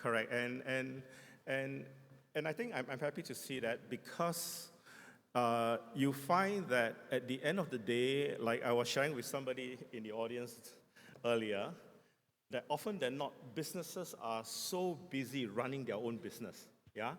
They don't have time, or not many have the time to develop talents, to devote time to training. And I think if you could really involve your academics, all right, into your so-called challenge in developing talents, I think you'll go a long, long way. So that's one of the key differences I saw between the first one that I've attended and the current one. In between, there was one I attended that was online. Yes. Yes, correct. I think, so we were talking about digital transformation, we're talking about contactless, so yeah. So that topic was for that time, when we were in the middle of COVID. And I think there's already quite a change because all of that contactless, hybrid, as we are learning, is already here to stay. There are some members who will be online and there are others who will be face-to-face or present at the venue, but this hybrid situation may be here to stay. And it's good to know that we have already gone past being contactless, because now at least we're face-to-face and everyone here is ensuring that those who do attend live sessions will feel safe and that they will be okay being here. And speaking of okay, I think we are okay to proceed with your presentation. So go right ahead, sir. Okay, thank you very much. Okay, well, thanks for the interval. So I see my slide is now back up. All right, so yes, as I was saying, so I've done my introduction. The next thing is that, as I mentioned earlier, really at the top of everybody's mind, I'm sure, is how do I get a piece of the incentive pie, right? After sharing all the data, what's really key? Actually, the answer is right in front of you on the slide. And this, I notice, is what has been articulated throughout this event, from this morning's opening by your CEO, Maria Margarita, as well as our first panelist, which is experiential, authentic, and wellness. How do you develop a program, right, that encompasses all three And there's one more, somebody mentioned to me, of course, sustainability, right? But let's talk about these three first, all right? But before I start, as I mentioned earlier, what I will be doing is I will present excerpts from the recent Incentive Research Foundation survey released in October 2022, so this is pretty fresh. All right, I'm referencing the survey because I found that a lot of findings reflect the actual feedback that I'm hearing from our partners on the ground from around the world. And I will share my thoughts on the areas where my thinking differ, and if you feel that some of the survey results doesn't align with your thinking, we can always discuss that during the Q&A. And finally, my final slide will highlight key takeaways from a face-to-face roundtable, which offer, as I mentioned earlier, the qualitative analysis, right? Now, okay, so the next three slides offers a snapshot of where the buyers and sellers who have responded to the survey comes from. As you can see, 62% from North America, and we have a good almost 37.4% from the rest of the world. All right, why is this very important? Because I understand America is a very important inbound incentive market for the Philippines and of course the rest of the world. All right, and why is the rest of the world numbers very important? Because as you will see very quickly, one of the key findings is that the Americans for this year and perhaps even next are looking at their own incentive travels closer to home. So obviously, markets in Asia will be affected, all right? But of course, we can talk about what are some of the strategies that we can adopt to basically address these trends. Like one of my very accomplished professor used to tell us, you know, the thing about a lot of students, right? You're very good at compiling data, putting the data on the screen. So her next question is, so what? Right? So what are you going to do with it, you know, after looking at all the data? So hopefully we have some time to talk about it. Next. Right. Of all the respondents, about 508 buyers. If you look at it, at the top line, finance and insurance occupy the top responses, followed by tax as well as pharmaceutical and healthcare. The other thing to take note, and direct selling to consumers is also very important, number 4. I understand that though on the American side, direct selling is number 4, but I understand that from our own experience in our trade shows, direct selling is actually quite high. In fact, it could be even 1 and 2. The only thing I probably need to consider about this particular outcome is that while the report was released in October, but the survey was conducted in the middle of last year, so I'm not sure if the recent, you know, tech, I say retrenchment would have affected it, but we'll see, yep. And the other reason why, as I mentioned, why I like to reference this is because it has a balanced feedback from both incentive travel agencies, buyers, as well as the sellers market. All right? Okay. Now, okay, this slide. Now, how many of you have been to TDG's ITN CMA in Bangkok? Okay, I see a nice number. Thank you very much for supporting us. Okay, I'd just like to share with you what 2 of our friends from around the region is doing. Okay, if you visit the TCEP, the Thailand Convention Bureau Meetings and Incentives site, if you notice, you just look at their sites. You know like what they say, right? You can have all kinds of survey, but at the end of the day, where are they putting their money? You know, talk is cheap, right? But where are they putting their money? So if you look at Thailand, you have a program that's experiential, curating and discovering, right? It's about discovering something new. You have wellness. They use the word enliven and rejuvenate. And you also have a program, authenticity. What? Thai food. You know, you cannot get anything more authentic than Thai food in Thailand, right? I'm sure in the Philippines you have your own authentic experience that you may want to highlight. Then, of course, they have a CSR component, you know, save the elephants, right? And over here in Davao, you have saving the eagles, right? So you just, one glance, all the key points that we've covered, you can see it right up front. Okay, the next one. Singapore Tourism Board Inspire website, if you look at the STB information page, it is all about wellness. Yep, it is all about wellness, right? And again, experiential, curating experiences, which includes wellness, all right? And to be honest with you, I'm quite surprised to see this retail therapy. So we are putting Orchard Road into good use, right? So okay. So I must take my hat off to the tourism officer. I mean, that's okay. I just like to share with you a joke that I heard long time back. So somebody was asking Mr. Job Ave, the Minister for Tourism for Indonesia at an ATF conference, right? And they asked him, oh, is Indonesia able to hit its tourism numbers, all right, this year? That was many years ago. And his comment was that if Singapore can squeeze 8 million, at that was 8 million, right, tourists along Orchard Road, I don't see why I can't put 5 million amongst my 13,000 islands. So I think, well, we have retail therapy as part of wellness. So you can be very creative, right? And then, of course, authenticity. So just looking at these two neighbors, you can see the three theme about, what kind of incentive program to create for your customers coming in, all right? Okay, so let me go straight. Okay, sorry, this is what we did, my team did during COVID. So some of you may have heard, during COVID, the Singapore Tourism Board, encouraged local agencies to develop local unique experiences. Okay, and of course, with the borders closed, we could only target local Singaporeans, or in our case, we targeted Chinese permanent residents. Why did we do that? Because, a lot of people are awaiting the return of the Chinese market, and we wanted to test the product.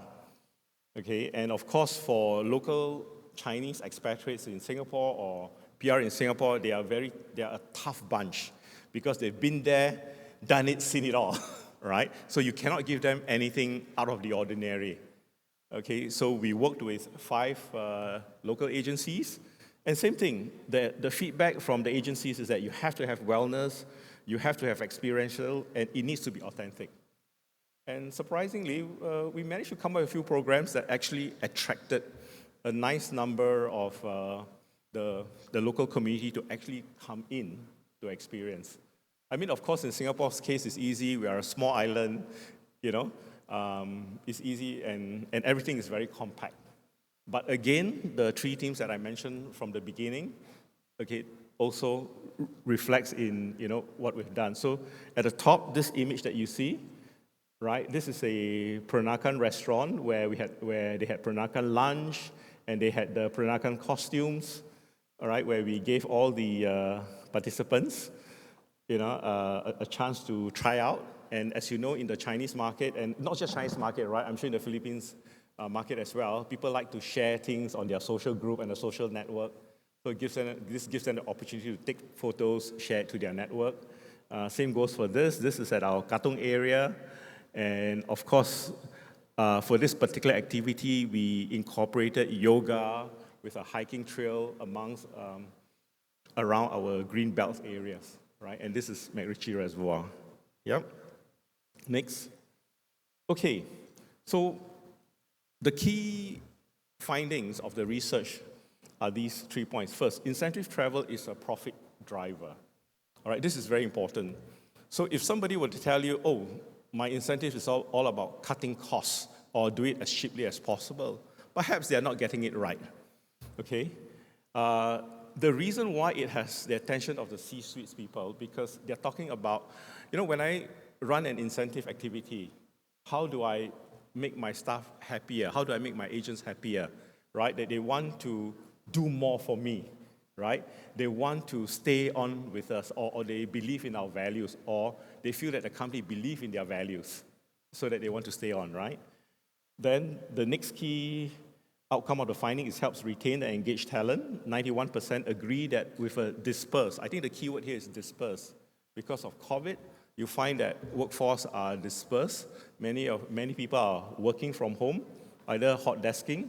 And the reason why I indicate this, put MLM here, because as many of you know, right, for a multi-level marketing company, their agents are dispersed. The only time they come together is during a company incentive for their top performers. So this is key, all right? Okay, so you're talking about role building, engagement, and building company culture. And again, a key, I would say, finding of the research report is that culture and engagement benefits are front and center. So you need to think about when you develop the next incentive program, do you put in the time and effort to understand from the president or the CEO? You know, what culture do you want to impart to the attendees? What values do you believe in? Or what values do your staff believe in, you know, for them to want to join you? All right? Okay, how do you work with your clients in incorporating this into your program? If they are strong believer in supporting certain causes, then you bring that CRS component into it. But if they don't believe in certain causes, no point flogging a CSR activity that they do not believe in. All right, okay, so this is something to also take note of, right? So, okay, just to let you know, there's going to be a lot of these slides, but I'm just go through them very quickly because I don't think we have enough time. So again, if you look at the feedback from the North America as well as the rest of the world audience, more than 60% firmly believe that it has to be a profit driver. So at the end of the day, the company needs to achieve an outcome that will result in greater sales or greater performance. Yes? Okay. So the next thing is, if you look at it again, it helps in retaining and engaging talent. Again, 67%. Surprisingly, okay, when you talk about travel is becoming more valued as a reward, it's below 50. The fact of the matter is, a lot of top performers, they can afford to travel on their own, right? So it is not just about traveling to that location, but really about what do you do during your incentive travel activity that keeps them engaged. Yeah? Okay, and then of course, we're talking about culture and engagement. So culture, a lot of destinations in ASEAN, be it Philippines, Thailand, India, we are rich in culture. So it's really up to us on how do we then flesh it out. And the key word here is in an authentic manner. Okay, often than not, if you try to force it through, people can tell. All right, next, recovery. So obviously, on the top of everybody's mind is, when is recovery going to come? Okay, so 67% of North American buyers have resumed incentive programs. Again, this result came out last year, so 67. Only 50% from the rest of the world. I think this is because of the fact that a lot of us in Asia, and even Europe, depends on the Chinese market. And of course, the war in Ukraine have actually affected travel out of Europe or into specific destinations in Europe, not all, like Poland. I think Poland is completely dead. I mean, there's no one's traveling there because of its proximity to Ukraine. But I'm told that Spain is very popular. Now, 61% expected recovery to be above or significantly above 2019 levels.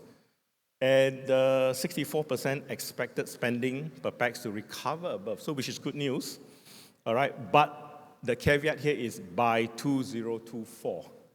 So looks like we have another 1 year of slow year ahead. Over 50% of North American buyers expect incentive travel activity to recover by 2023. All right, so for the rest of the world, all right, for us, it's really end of 2023. Okay, and of course, most cited inflation as a challenge, which we are all seeing now. So this is a chart, again, I'll go through very quickly. All right, so 50% Asia. So the question is, are you getting a bit, a slice of the pie? 60% for North America. So of course, the big question that we all ask is, when is the 33% coming? Right? Because these are good potential. For the 60%, 67% who are already traveling, so the question that we're going to ask later is that, does that align with your own business? Are you seeing 67% of your North American markets coming? If yes, then I would say you are already doing very well. Right? But of course, your boss will say it's not good enough. All right, next. Okay, so 2 years out, 2024, buyers' expectation of incentive activities. Again, we are looking at just above 45.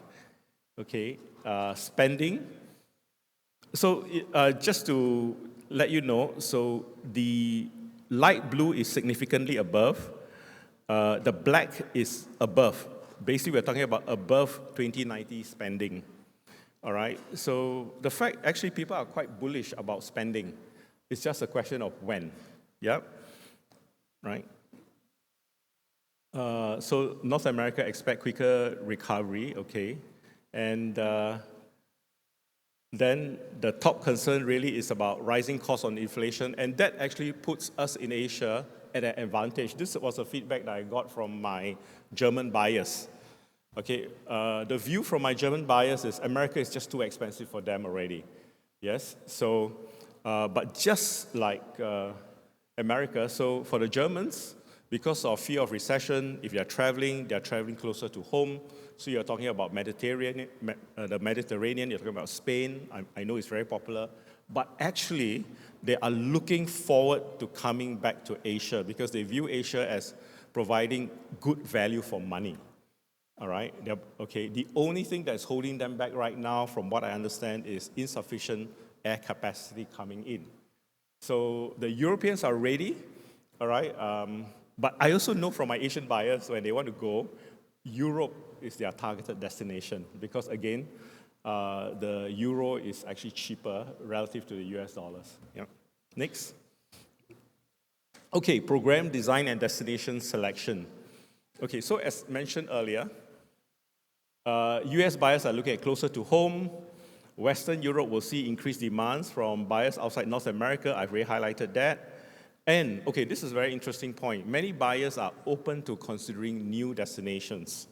So, clients that you did not have in the past, all right, I think the advantage that Philippines has is that you are developing a lot of infrastructure, you're developing a lot of talents.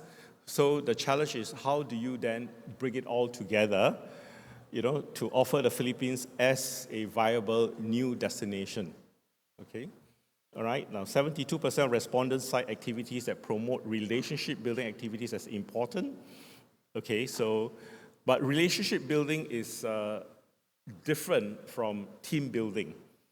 Okay, so relationship building is about how do you get them to engage, all right, in a way that is meaningful to them. The feedback that I got is a traditional team building game challenge program is no longer attractive to the Germans.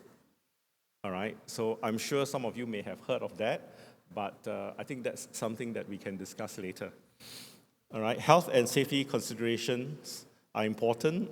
Again, wellness. And okay, the key word here is also perceived value. All right, so it is not about cheap, right? It's not about cheap. It's about the value I get in return for what you offer. Because we all understand that to raise standards, okay, you need to invest. You need to invest in people's training. You need to invest in infrastructure. If you're always selling cheap, all right, you will never be able to sustain the investment. So when we talk about sustainability, in the industry, it's not about just environmental sustainability.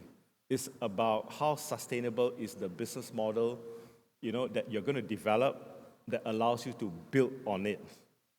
Okay, because you're not here just to do a one-time program, yeah? Then summary thoughts, how much of your business is incentive, what are the decision drivers? So we'll do that at the end. Sorry, how are we for time? Okay, then. Okay, so quick one. Okay, let me just, again, as I said, just focus on the chart. Okay, the red bar that you see is less incentive than in 2019. The gray one in the middle is same amount as in 2019, and the dark one is more in 2019. So if you look at, say, the US is one of your key markets, the US buyers are looking at doing more, as I mentioned earlier, closer to home, US, Caribbean, Mexico, Hawaii. So if you look right below Southeast Asia, all right, only 8% are doing more, but a significant majority, 17% are doing less. So that's probably a budget consideration. Okay, right? But still, you have here about 28% want to do the same or more. So there's business to be had. Okay, next. Rest of the world, buyers from Europe and Asia. Okay, so as I mentioned earlier, Western Europe, very attractive. Okay, Gulf states, perhaps it's because of the effort that our friends in Dubai have put in for the World Expo. All right, and then if you look at Southeast Asia, okay, if you, let me see where's the number for South Asia, South America, Southeast Asia. So you have it. So there's about 20% wanting to do more in our region. So how do we get a slice of the pie? Yeah. Next slide is many buyers are open to considering new destinations. So if you look at those who are open to looking at new destinations, okay, where Southeast Asia? So Alaska, South Africa, South Asia, Northeast Asia, Southeast Asia. So we are ranked somewhere in here, right in the middle. Yeah. Okay, so we are ranked somewhere in the middle.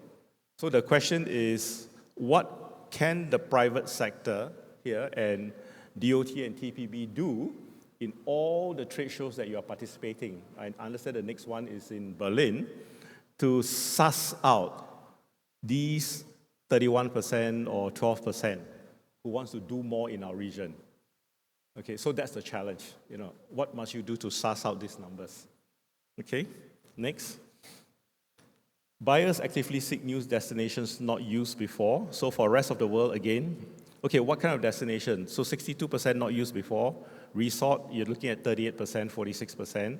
And the majority, again here, shorter distance from participant origin. So obviously your key markets are still your neighbors, right? Okay. So surprisingly, cruise numbers have actually gone down. For whatever reason, we haven't gone into detail with our participants yet, but the numbers shows that for some reason, cruise does not seem to be attractive amongst future incentive planners. Okay, program success is based on deepening connections, as I've mentioned earlier. Oops, sorry. Okay.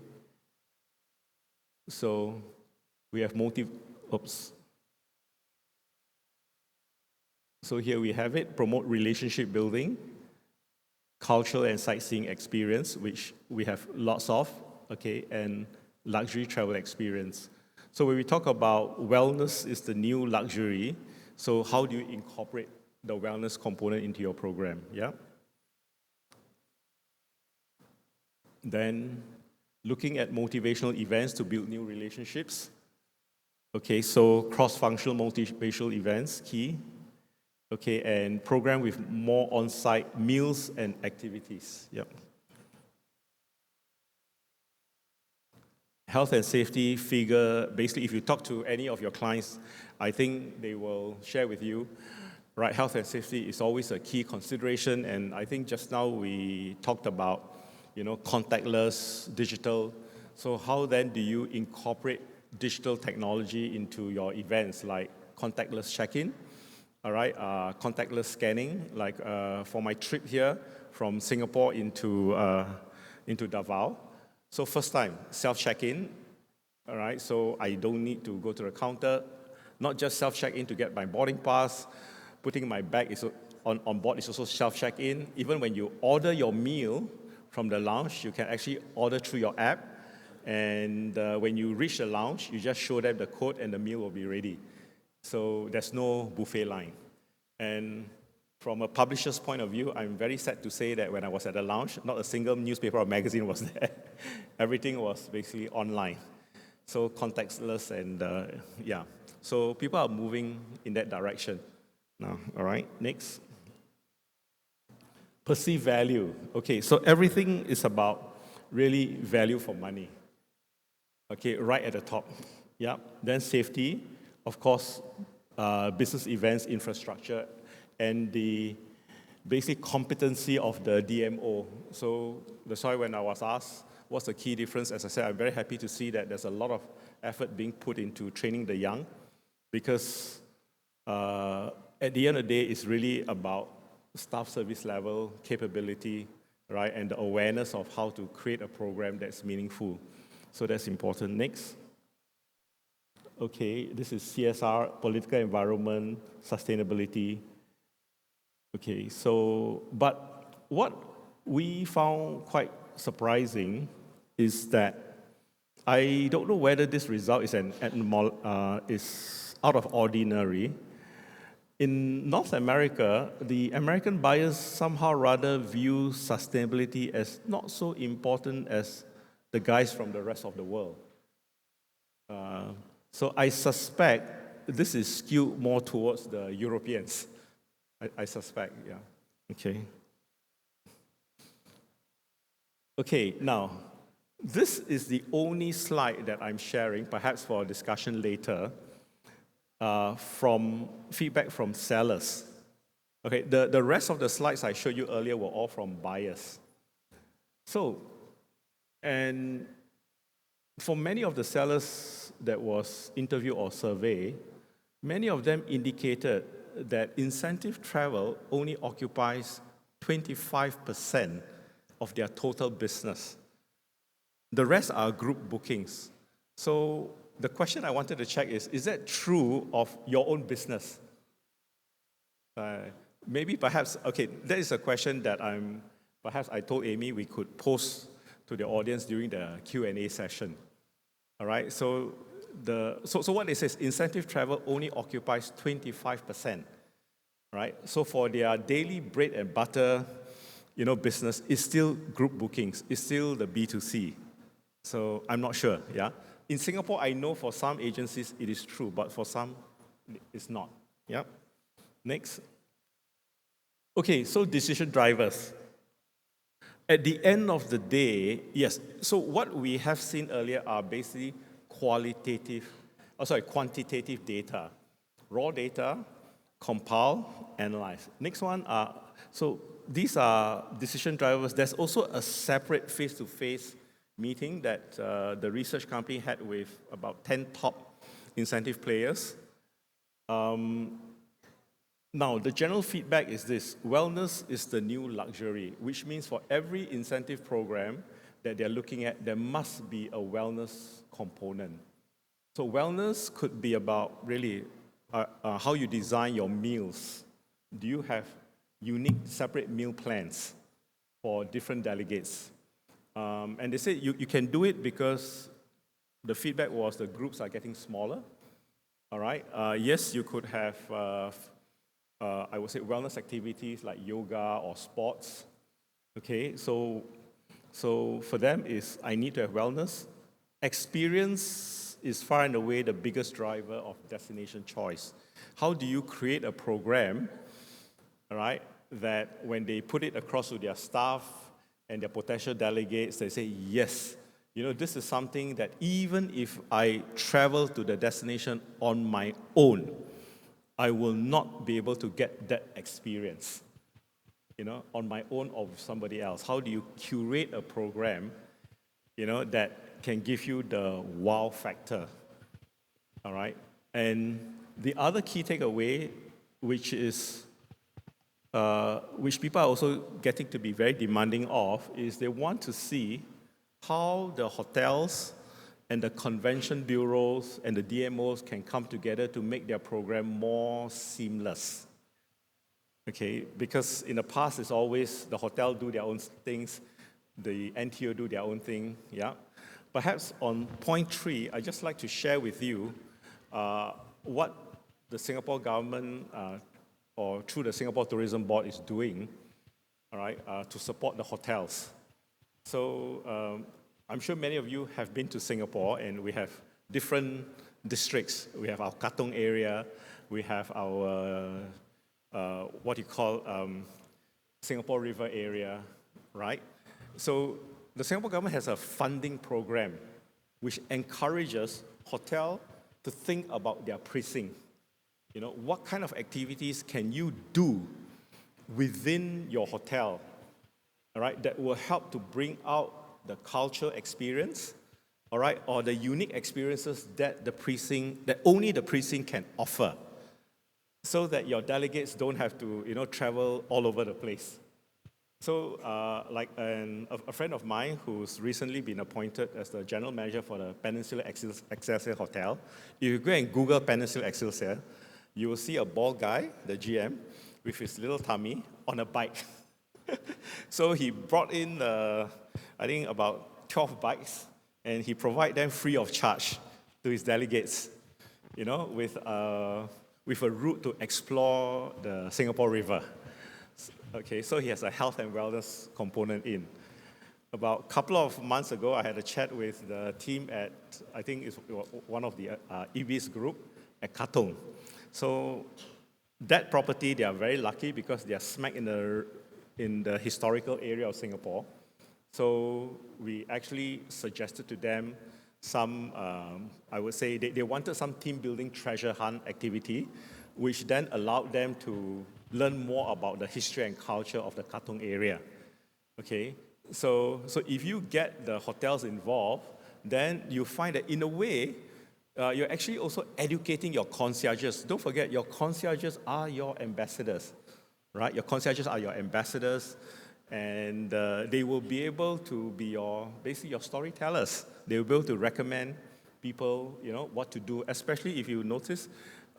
So for some incentive groups, right, you want to pack the program tight, but for some, they say, look, I want more downtime, I want more free and easy time, and that's where you need to get your frontliners involved. Recently, I was at the Amara Sanctuary. Again, the marketing manager actually asked us and our team, to help them to try to flesh out the history of Amara Sanctuary on Sentosa. And guess who was the guy who actually brought us around to narrate the history to us? It was actually a security guard who's been with them for 20 over years. So he has been trained to be a guide. Okay, so, but then when he brought us around, I actually told him, I said, look, you're a security guard, right? But how did you, come to learn of all these things? Oh, then he said, actually STB sent someone in, and a tour agency in, actually taught us how to do it, you see? So that is actually a very good example of basically how all the stakeholders can come together, right? Because you cannot micromanage a lot of things, and a lot of things on the ground, you need to empower your people as much as possible, all right? So if you want to talk about, participants demanding more in terms of authenticity, really is from the guys at the ground.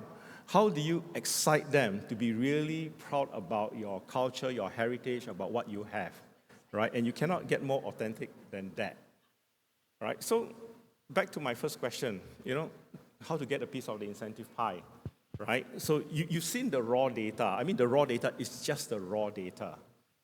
At the end of the day is, what do you put together? No point for me to tell you that, there's another 25% or 31% who says, yes, I want to come to Southeast Asia, right? But if TPB or DOT is able to identify for you who are the 31, who are the 40%, what are you going to do about it? Is your program ready? Are your people ready? Yes? Okay? And honestly, don't have to look far beyond, what are the 10 things I need to do. Just focus on the 3 points, right? Make sure that it's experiential, all right? Make sure it's authentic, right? And throw in a wellness component. If you have a CSR component that aligns with the belief of your customers, then so much the better. All right, that's all I have for today. Okay. Yeah. Thank you very much, Mr. Pang. All right, that is all for his presentation, but he will be back again in just a few minutes for the panel discussion as well as the Q&A. Speaking of which, I hope everyone is getting ready with their questions for Mr. Pang. If you do have one, please take note of it, and later on we will open the floor up for the Q&A segment, wherein you can approach the microphone with your questions. So once again, please do get ready with that, we will start with the Q&A segment in just a few minutes. I believe we are good to go in just a bit. That was such an insightful presentation from Mr. Peng E. Uy. Now, to bring us a deeper discussion about travel trends and the current market, specifically sustainable and regenerative events, we will proceed with the panel discussion where we will be joined by experts in the field of market and travel services. Coming in right now, I'm inviting back on stage Mr. Peng E. Uy and Dr. Amy Grace Madlangbayan to join us for the question and answer. And now, I turn over the floor to our moderator, Dr. Amy. Thank you, Ms. Jelly. Yes. Sir, you may sit down. All right, so guys, ladies and gentlemen, what we have heard is a truly holistic 360 view of the quantitative and qualitative aspects of incentive travel during the pandemic and probably even beyond. So let's give our speaker another round of applause for sharing this relevant information with us. Thank you very much, Sir Peng. All right, so to start off my question, actually the question is not for our speaker, but for you guys. There was a question posted and mentioned by our speaker earlier on. He said he was asking for us, because what was presented is mostly from the American incentive travel. So I was actually asking our speaker earlier on, how about the Asian groups, Asian incentive travels? Maybe we could ask our TOs, tour operators and travel agents here about their experiences. Is it the percentage provided, the 25% incentive traveler group, is it indicative of your experience? Is it really what you're experiencing right now? Can we hear from our group? Anyone? Tama po ba? Or is it correct? Or you have another experience? Or tama, is it also the same for you? 25% or maybe less than your market group is from the incentive travel? I can see some heads nodding. Yes, that's correct. It's also the same for the Asian market. Yes. Anything you want to add on that, sir? So maybe the question really here is that, yes, we understand a lot of operators, really, they want to go into elevating themselves to handle incentive groups, all right, because the margins are better. But at the end of the day, there is still the bread and butter issues you need to handle, right? The normal B2C, which you cannot ignore. So the question I have is, how do you manage the balance? You know you need to move forward, but still you cannot ignore your normal B2C. How do you manage the balance? Back to you daw po ang question. How do you manage the balance? How do we balance? If we have so many tour groups, family groups, usually coming over and of course getting and availing of our services and products, how about the other 25% that we're talking about? How do we manage? Do you do something else? Is there anyone who would like to share their thoughts? You can just raise your hand and I will run to you. Is there anyone? Don't be shy. Otherwise, I'll end up approaching the ones who are avoiding my gaze. Yung mga biglang, ay may kailangan akong sagutin. Ay may kailangan kong mag-notes. Yung mga ganon, yun yung nilalapitan ko. O kaya yung mga pinakamalapit sa akin. Ganun no? Tinakot. Is there anyone who would like to share their thoughts? No? None? Okay. Maybe the thing I like to say is that, because you see, if you are already running your own inbound agency, right? You've built relationships with the hotels, all right, with the transport company, or maybe you even have your own transport companies, right? Transportation, you have your own fleet of cars, all right? So sometimes you always think, look, I've got all these relationships, I've given them the volume, okay, but I want them to help me move to the next level, all right? Incentive groups, higher value. Okay, so perhaps the thing to think about is that, you see, if you notice, one of the things that I featured a little bit more in my presentation was program design. Yes? So in growing that part of the business, you establish collaboration, relationship, partnerships. Perhaps moving forward is, can we collaborate with someone else or some other talents to develop the program design part? Because the fact of the matter is, it's a different set of thinking. That's why if you notice in America, people who handle these kind of incentive groups, they call themselves incentive houses to differentiate, all right? So I'm not sure about the Philippines, but are there capabilities or organizations that you can work with to develop these kind of programs? Anyway, that's just food for thought, yeah. Right. Questions from our... Sir, may sit down? It's okay? Maybe let's make it a little bit more informal. Baka masyadong naka-formal kapag nakatayo. Meron po bang gusto magtanong? Any questions from our group? All right. So kung habang we're waiting for you to ask your question, maybe I'll ask mine first. All right. So so I think you've already mentioned how to convince the market, no, to avail of the incentive travel. You've just mentioned that. So relating back, to your expertise, which is on establishing B2B to C, this is something new to us, business to consumers platforms. What new technology-based platforms can our travel providers use to promote incentive travel or probably other types of travel at present? Okay, I mean, if you talk about the technology platform, frankly, there are a lot out there already. I mean, many of you are familiar with, Google search, all right, social media marketing, all right. At the end of the day, these platforms are just platforms. What is really important for you is your unique content.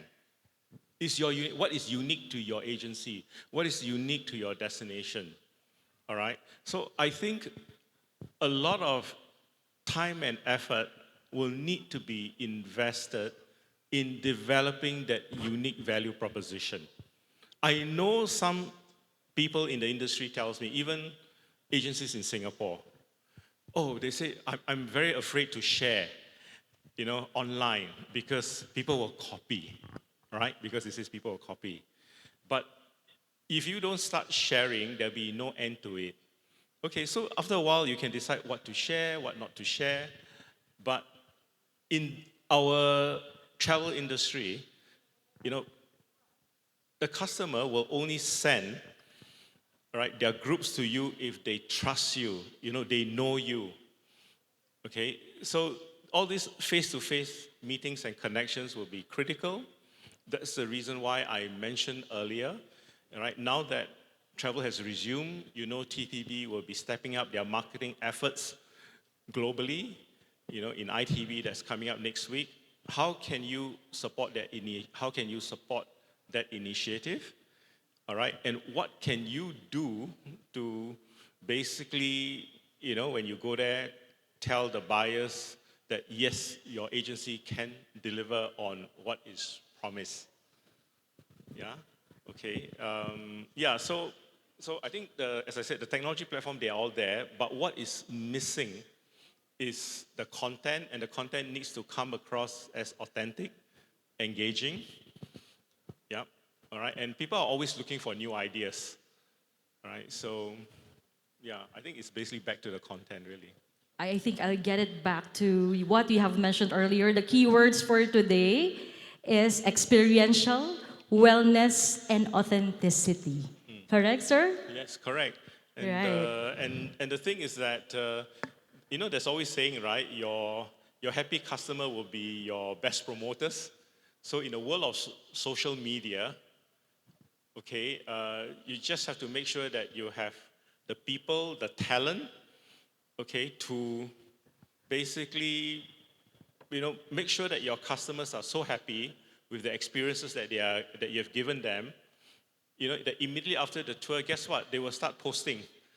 But let me say also one thing. They are not going to do it automatically. I was very impressed with Viator. I signed up sometime, I think last month, I attended a wedding in Spain. So after the wedding, the family decided to join a local tour in Spain. And immediately after the tour ended, and when we were on the bus on the way back to Madrid, all of us received, an online survey. And interesting thing was, it was good, it was non-intrusive. And you got all the time in the world to submit your survey. So, of course, if you can introduce that technology, not only will you get, perhaps good response or that you can use for your future promotions, but also for your marketing team or your management, what they need to do to make the next program better. So, must not, neglect these online surveys, yes. So we should be data-driven. All right, sir? All right, thank you very much. Thanks a lot, Amy. Thank you. All right, so Okay. I think we don't have any more time for questions, more questions. Maybe for another Micecon, for the next Micecon, you could ask your questions. But to wrap it up, what our esteemed speaker shared with us today is actually a challenge to go against what we already know and what we do. But actually an improved business model, where what we should look after is the importance of these incentive travels as opportunities to present organizational cultures and values rather than profit. Targeting more profitable markets and presenting new destinations through incentive travel is the call for the day. We have seen the data. We have seen all those information, and we have heard the experiences from quantitative to qualitative. And I am quite assured that we are all ready, for this future points of view. Correct? Am I correct? So thank you very much, sir, and thank you to our gracious audience. All right, so I think before we end it up, maybe we should have our mandatory selfie, all right, with our speaker. But maybe us first, is it okay? Yes, thank you very much.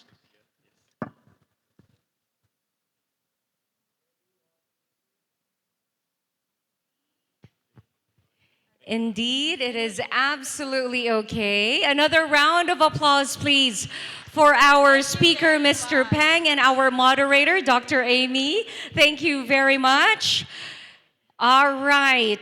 Thank you to both of them for sharing their time to discuss the new trends in the MICE industry and incentive travel. That was Dr. Amy Madlangbayan and Mr. Peng E. Uy.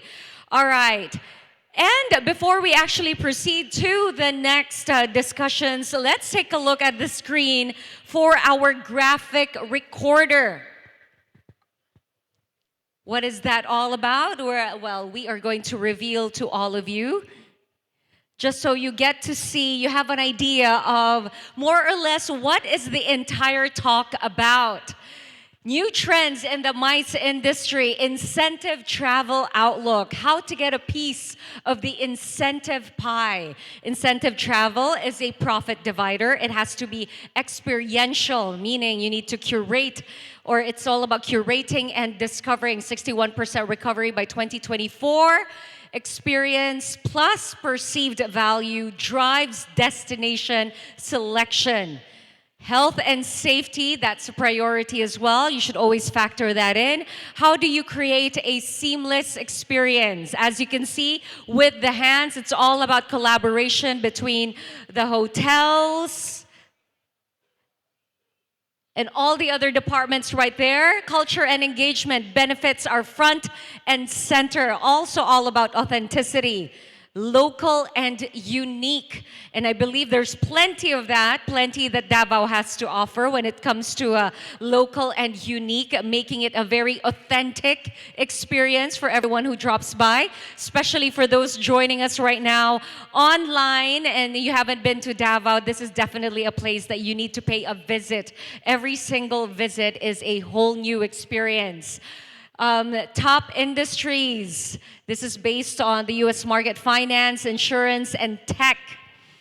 Also bring into your experiences something that is related to wellness. Helps retain and engage talent. Wellness, all about enlivening and rejuvenating. I love this. Isn't this a great summary A round of applause, please, for Micecon 2023. Fantastic idea.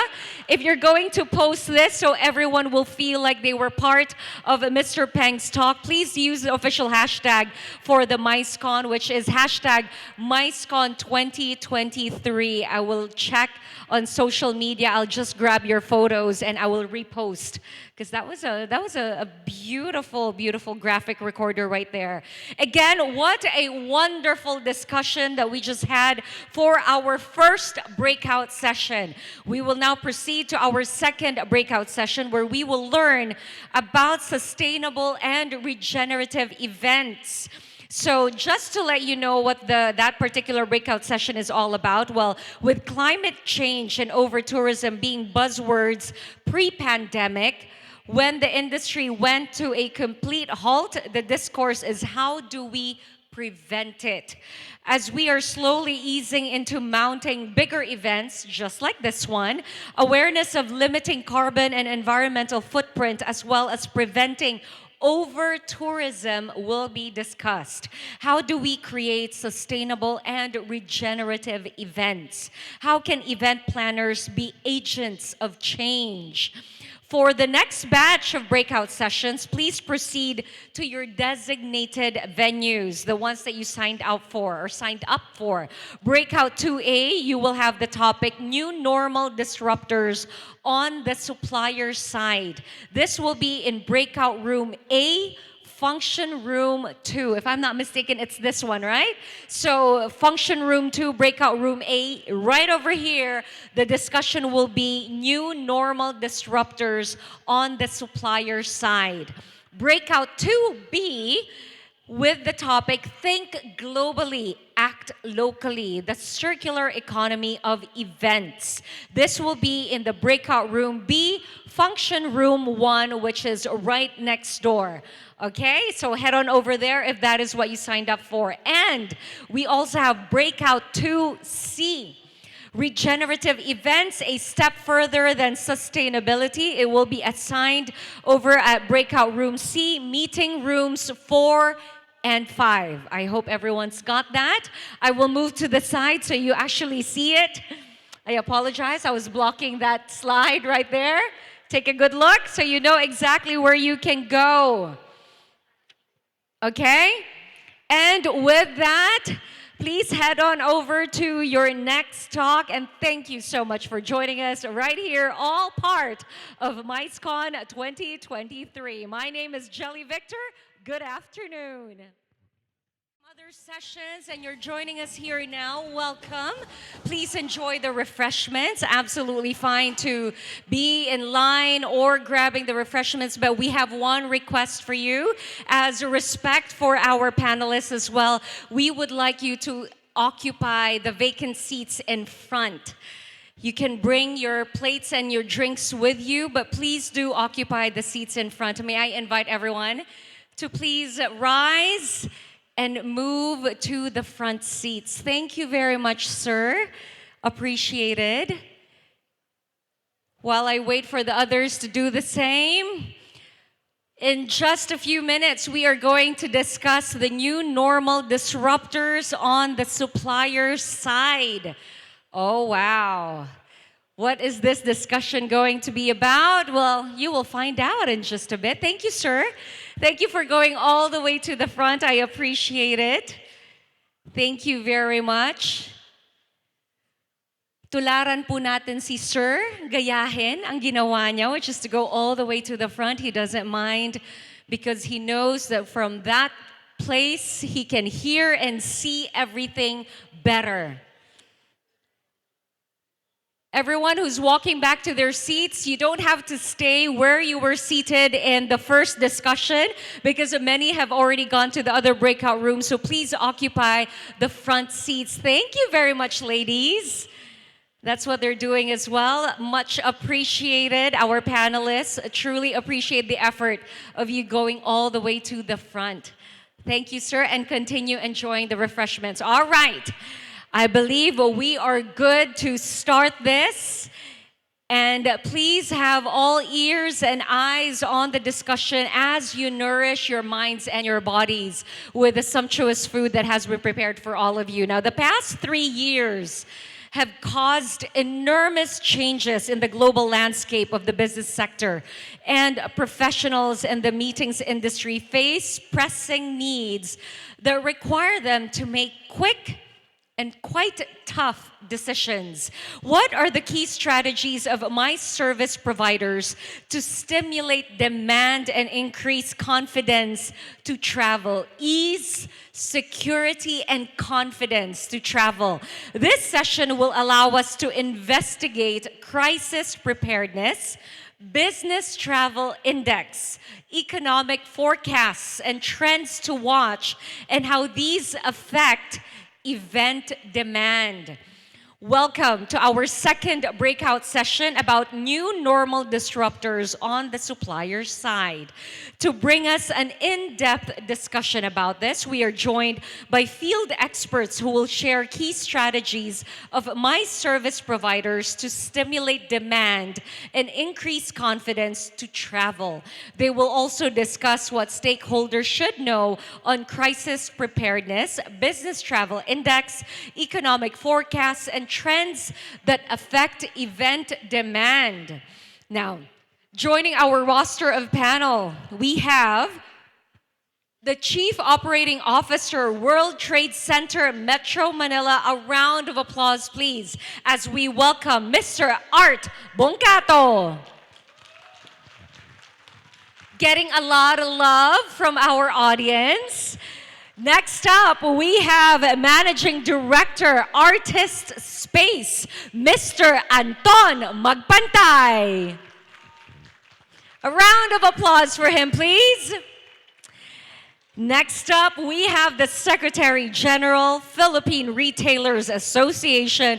Warm round of applause, please, for Miss Evelyn Salire. And finally, we have advisors, special interest programs, Sharp Travel Service Philippines. Please put your hands together for Mr. Roel Privado.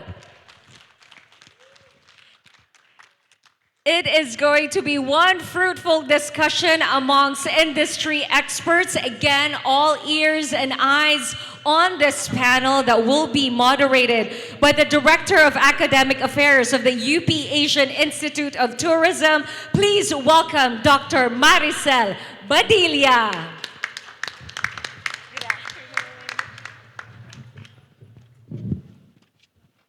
Good afternoon, dear panelists. And good afternoon to our audience. I think the other sessions are done, so we will have a lot of people who can engage us today and this afternoon for our session on new normal disruptors on the supply side. Actually, magkukwentuhan lang po tayo ngayong araw na to with our esteemed panel in front of us. If you notice, we have one from the event exhibitions, our event suppliers, and then we have our event organizers. Our Philippine Retailers Association usually mounts events, so they're our customer. So she will be a major resource on what kinds of events and the new changes in the travel behavior patterns of attendees of events. And of course, we also have from Sharp Travel, si Roel, who will be the intermediary. Do we still need an intermediary during this time? Are you still relevant in the age of digitization, digitalization? So that's something that Roel has to prove to us today. Okay, so we will start off some questions, and we will also be welcoming questions from the floor later. Please do take note of the questions, and there are microphones that you can use as we start off our discussion. So we realized how valuable and enormous the changes are in the global landscape of the business sector. And the MICE industry has put to a halt after the pandemic. So now that we are recovering in the stage of recovery, we see that there are pressing issues that need to be addressed. And our MICE professionals, our MICE industry stakeholders have made tough decisions, right? So we'd like to begin our interaction, our discussion today by asking the panelists to share with us briefly how they have responded to the challenges that the pandemic has brought them. And we'll start in alphabetical order. No, with Anton. Okay. Okay, I have three keywords for that, Maricel. Yes. One is auditing. We needed to audit our existing competencies to be sure that we were responding to the needs of the market.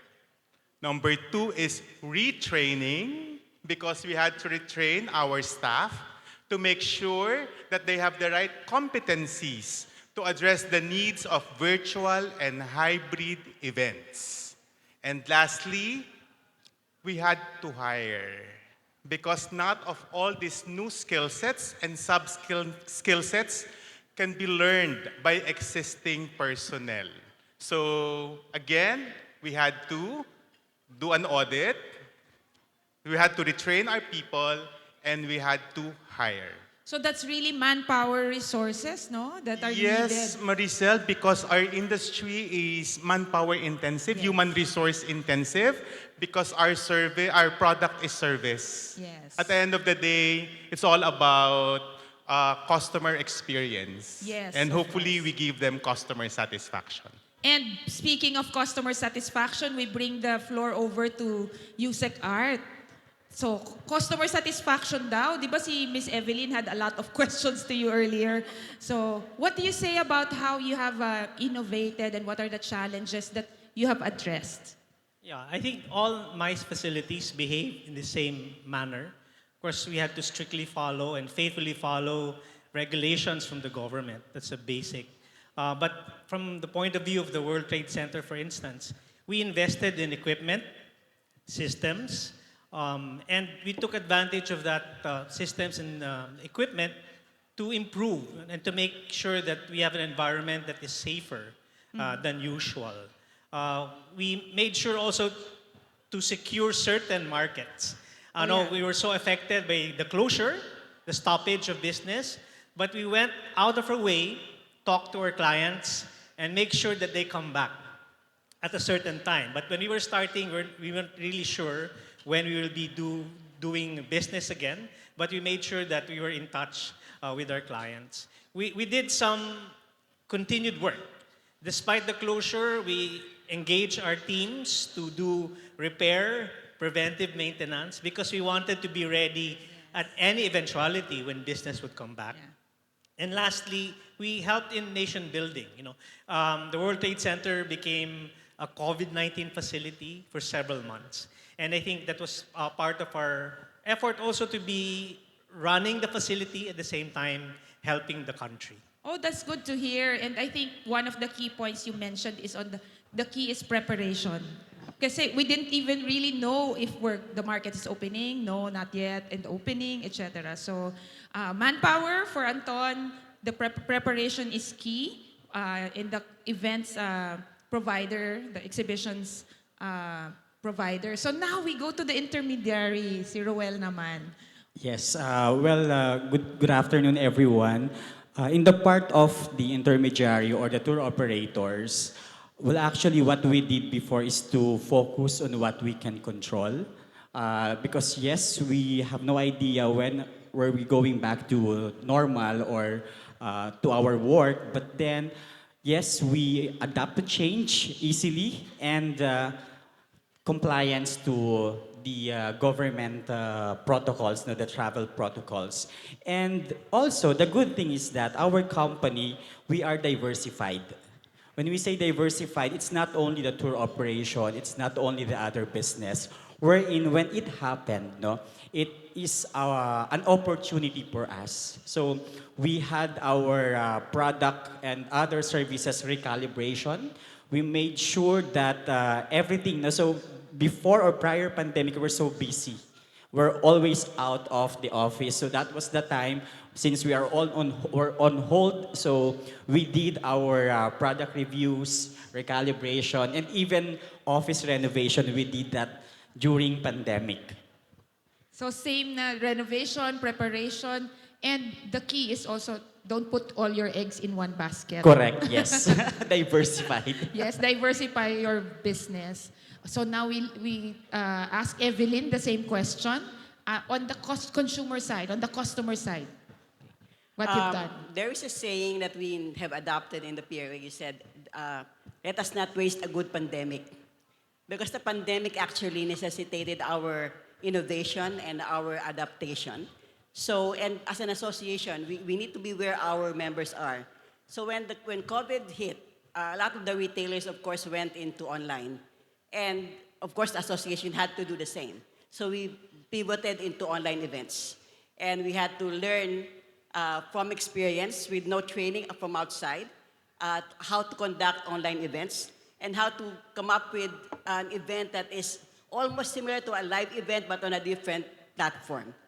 And because most of the attendees would now be at home, because a lot of the retail businesses were closed at the time, there was a lot of interest as well. They were all wondering, what would an online event look like, right? It's a first time for everybody. And you were saying a while ago, our first event actually, 1 month through the pandemic, was a playbook on post-pandemic retail. And we were saying, my God, we were thinking that the pandemic was only for a month, and it lasted for almost a year after. So, but digitalization helped us a lot. And whether it's internal in the business, in the association, or in our events, that is the key word for retail, digitalization, and maximizing that opportunity to pivot to where the retailers are, our attendees are. So since you talked about pivot and adjusting to the new situation, I'd like to make a follow-up question, Ms. Evelyn, regarding the fact that were there changes in the kinds of events that your members prefer? During the pandemic, of course, they had no choice. Yes, no it has choice. just to be a webinar. But what is good is that we were able to access more foreign speakers than we would not be able to do so on a regular Yes. time, right?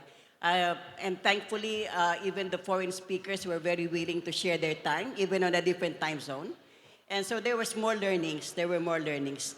The platform when we started our online events was just Zoom. Very simple, Zoom events. But later on, there were other platforms that enabled us to also encourage engagement online. And that was also a good thing, right? Because then it seems like you're in a live event, but you're at home. So that's the change. So while we will not be able to, of course, touch each other or exchange cards with each other, that engagement platform also helped to make it more interesting and at least more lively than a normal Zoom meeting. So what encouraged them now that we're moving into live and face-to-face events? What encouraged them to go back and participate when they can actually just sit at the comforts of their home? Our biggest retail conference was held last year. And Online or was that online? No. Oh, face-to-face. We decided for the first time, we thought it would be, we should do it hybrid. But then probably 3 months before the event, the board decided, let's do full live. Let's see, okay? So, but we were very, very scared still, no? Because I was having this conversation with different board members and they were saying, I came back from a convention in another country and I came back with COVID. So it was scary for me and for the organizers. But we still pushed on. Let's see how the industry would react to a live event. And that's what we did. And we were very much surprised, happily surprised, that 1 week before the event proper, we had to close down registration because we had an overwhelming response for live events. Because everybody was so eager to meet with people, live people, face-to-face.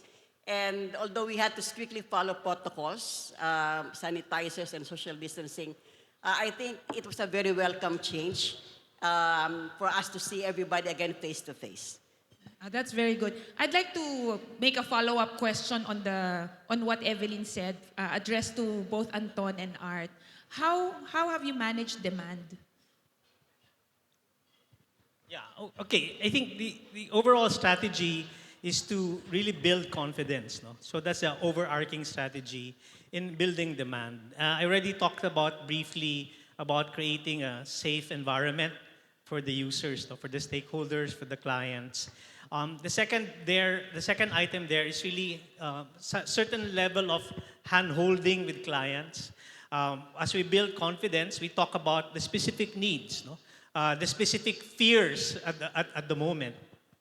And the solution there is by providing them that we have created a space that is going to be safe for you. And many, in fact, in 2022, many have planned to stage their events, but a good portion of that decided to move it to 2023. But those that continued in 2022 made a lot of realizations that also built their confidence, similar to what Evelyn shared. No? They went out of their way to make sure they do a face-to-face meeting, and after doing the face-to-face meeting, they realized that it can be done already at a specific time. So that is the kind of messaging that we are banking on to share to others who are still deciding. And you like to say that 2022 was really the start of recovery. We have not certainly reached the levels of 2019, which is probably a benchmark year for many of us. But certainly 2023, I would like to also maybe share with you what our CEO mentioned in a thought leadership piece recently, that 2023 definitely is going to be a recovery, especially for the exhibition industry. No?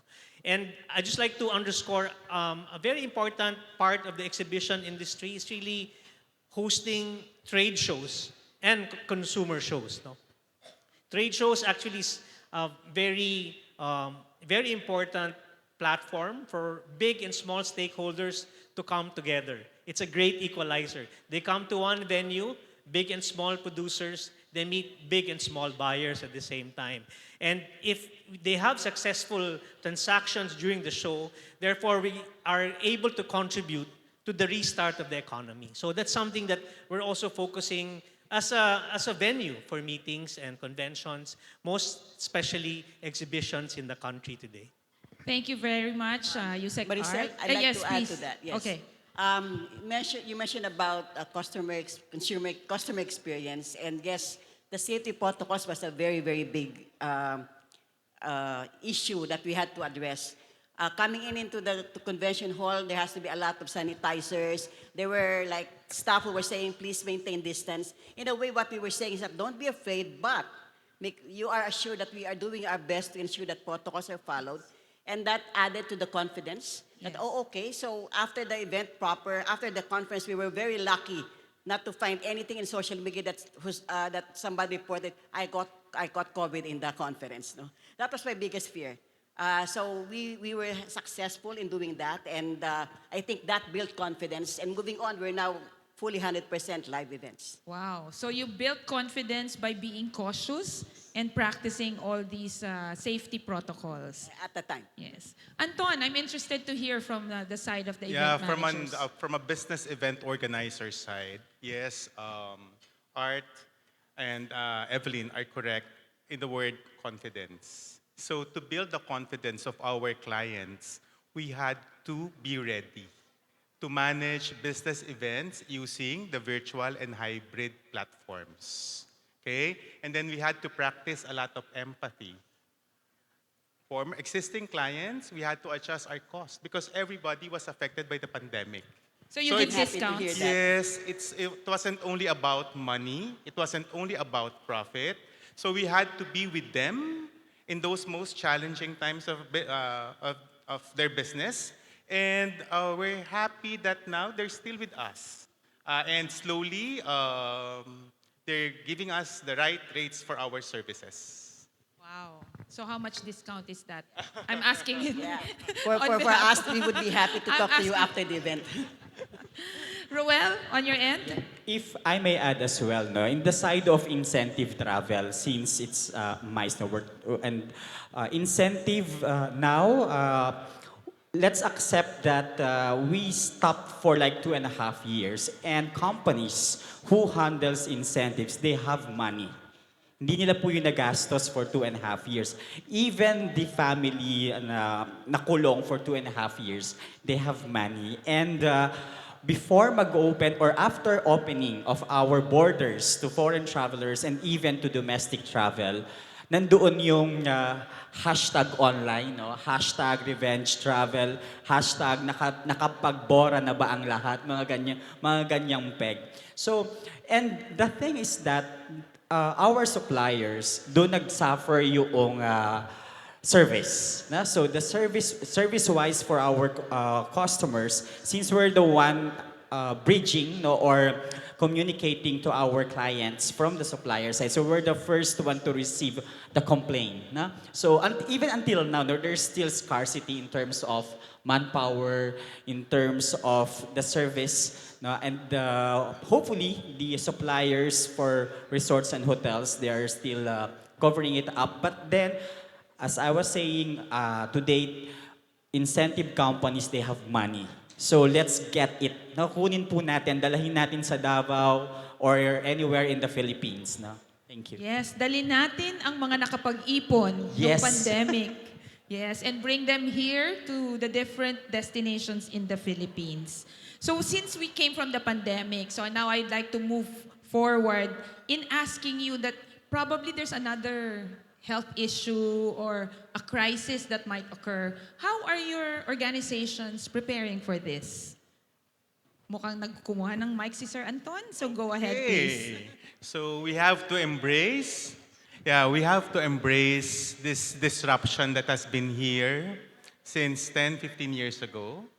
But we resisted this change, and this is the digitization or somehow the digitalization of our processes. Okay, so we have to embrace this digital and digitalization requirements of our industry. So that means training for our people and hiring new staff.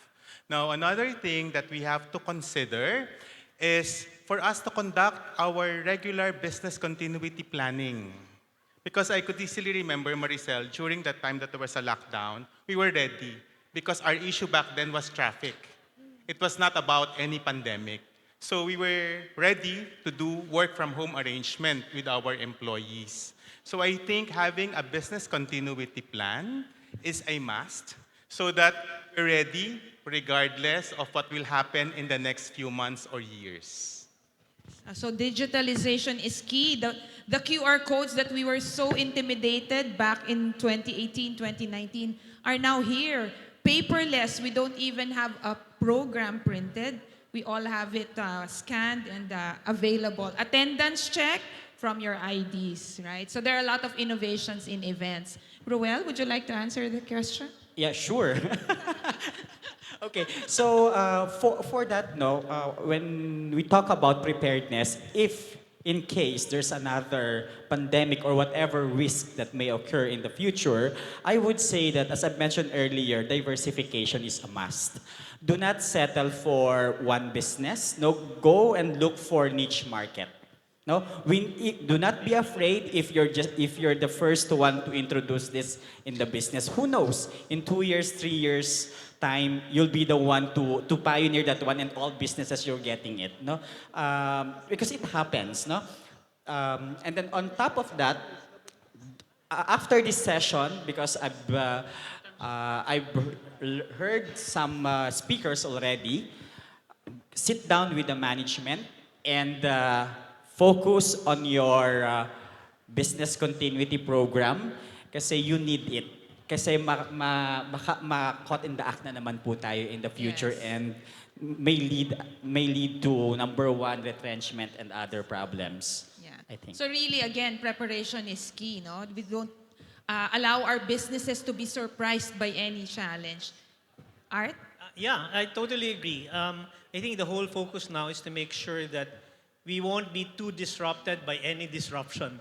I think that's the whole idea. And it's all about business continuity. You know? If anything like COVID would happen again, of course, God forbid, we're now able to transition right away to either a work from home type of arrangement or use the power of the technology to make sure that we continue earning, continue making a livelihood for our community and for our economy.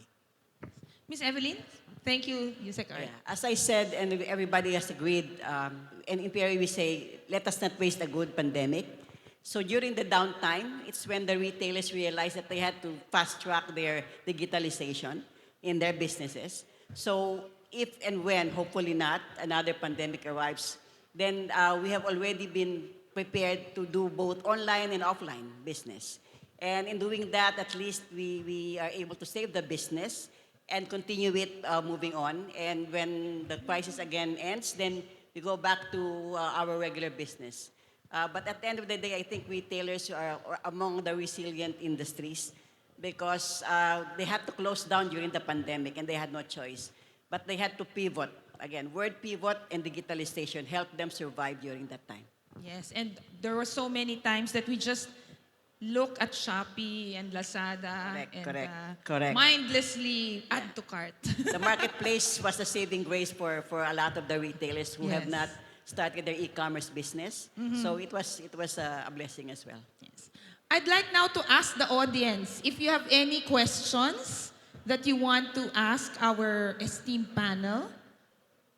Any questions from the floor before I ask my final question? Anyone? Hindi po kayo pwedeng mag-mute at mag-off cam. Kita ko kayong lahat. Anyone? Plus 5 points po pag nagtanong. Plus additional serving of rice. Wala talaga. Extra hours sa merienda buffet. Ay, nagmerienda na kasi. May GC sa PRA. Ina mo May, na ako. may 20% discount daw sa sa World Trade. That I Tapos will yung take balance pay when able. Oh, there's a question, come. There's a microphone on the side.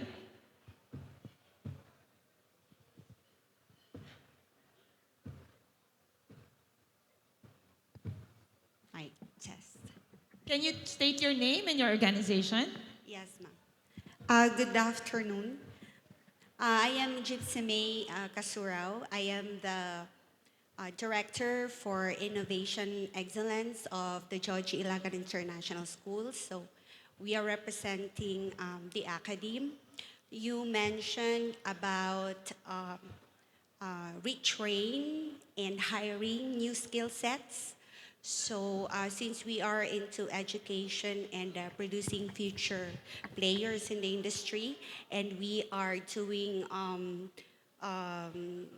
review of our curricula to meet the requirements of the industry, I just would like to ask specific skill sets that our graduates should possess when they finish the program. Thank you.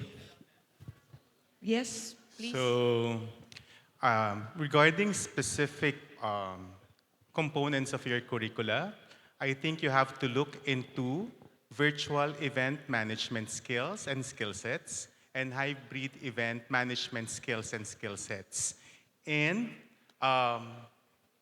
it's about time that we give focus and attention to project management skills. Because in the country right now, in the absence of events management education, there is this tendency that everyone thinks, he or she thinks that she can manage events. But this is a science. It requires the right knowledge domains, the right skills and skill sets. And what are these knowledge domains? 1, event marketing. 2, strategic planning. 3, stakeholder, staff, and volunteer management. 4, risk management. Another thing is event design. And it's very important that we apply ethics and professionalism in our industry. So I hope I was able to answer the query of ma'am. Actually, I'm interested, the same question, no? Because we are also designing curricula for our BS Tourism students. Art, do you want to add anything on venue suppliers? Is it the same skill set that they had in 2019? Does it still work now, or do they need to acquire a new skill set? Well, MICE facilities basically the main product is really the structure and the venue. We just have to make sure that we are ready to provide the kind of venue that the market needs. So I mentioned about being a safe environment for everyone, making sure that we're equipped with the right technology to make things more efficient, to make things more valuable. So it's more of a value-adding process for the facilities. No? So we have to learn how to to reach out to, let's say, suppliers for extended reality, as mentioned this morning. Those are the things that we need to venture into. The Internet of Things and AI is now commonplace, but we have to go beyond that to make sure that all of our clients of the MICE facilities are equipped with the kind of support. So that's one. And maybe later, as we close, we talk about things from the point of view of a destination, being a MICE destination. You situated in a MICE destination, an event, a venue. No? I'd like to ask a question regarding the infrastructure that's available in venue suppliers. Do you think it's now necessary to have internet access, strong internet access in the venue? Like for 500 people, would it slow down like what's happening now? Yeah, I need to certainly. whisper. I think those type of service is non-negotiable anymore. It's just like having bottled water when you have yeah. a meal, right? So that shouldn't be part of any serious discussion anymore. So that's expected of facilities, most especially now. Yes. And we So hope it's we like could water. get that. We hope we could get that. From the Listen. consumer side. A lot of times, that connectivity issue is a deal breaker, Yeah. especially in relation to its cost. Agree. Yeah. So that's now one of the things that organizers consider top of the list, one of the top of the list. So I'd like to ask again the audience, any more question? Yes, please join us in front. State your name and your organization and then your question. Hi, good afternoon. Agnes Pasis. Oh, Miss Agnes, hi. SM Hotels and Convention Centers. Hello, hello everyone. I just want to add that one of the major disruptors is the lack of staff. Yes. I think the tourism industry is believed to have been the major vector of the virus. So a lot of the staff has gone to a work from, it's WFH, work from here. It's no longer just home, right? Anywhere. We turned our hotels and convention centers as working spaces. So now that it has been lifted, some of them has ventured into other industries and it's now very hard to find staff back. So the academe can help produce more that are in the pipeline. There's a big need and demand for staffing in the tourism industry, let alone a specific niche like MICE. Yes. So Maricel, help! Yeah, we will. We will match that. Yes, and we are developing more and more properties in our company and there's more need. So another probably solution moving forward when we encounter more of this pandemic, God forbid, is more centralization and right sizing of our manning. Because I think those are major company cost realizations after this last 2 years. Thank you. Thank you very much, Ms. Agnes. Very real concerns of the MICE professionalizing the industry. Even the middle management positions, I think, are empty, right? Yes, Ms. Evelyn? I'd like to echo and completely agree with Agnes. No, on the consumer side, on the customer side, we have had that experience when we call on venues, especially hotels nowadays. When we ask for quotations, for reservations, and nobody comes back to us. So I was complaining about it to several hotels, and then everybody was saying, it's not because we don't want to, but we don't have the people anymore to answer to all your requirements. So we hope, yes, echoing again Agnes' comment, may all the academe please increase your students in MICE and tourism, and I hope that the students here will seriously take that course and help the industry moving forward. Yes, thank you. So we need to equip the future MICE professionals. And those that have discovered work elsewhere, that it's more relaxing, they're just home, that cannot happen in the MICE industry. You have to be present and sometimes 24/7. You'd see all those working today, like I just had an average of 4 hours sleep since we came to Davao. So that speaks of heaps of the commitment that MICE professionals have.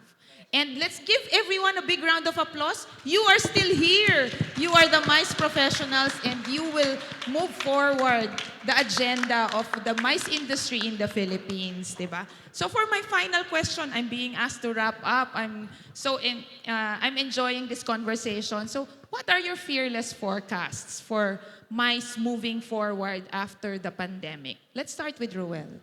Yes, for the incentive trip or incentive travel, definitely it will surpass the pre-pandemic statistics. We've been receiving numerous inquiries, but that's actually for Q3, Q4, and for 2024. But yes, for us to win all those bids or RFPs, yes, we need efficient and fast responses from our suppliers. That's all for me. Everybody's talking about revenge shopping, revenge travel, now revenge attendance as well. And I think moving forward, while digitalization, we said, will protect us in the event of any other future crisis, I think nothing will still replace a face-to-face event.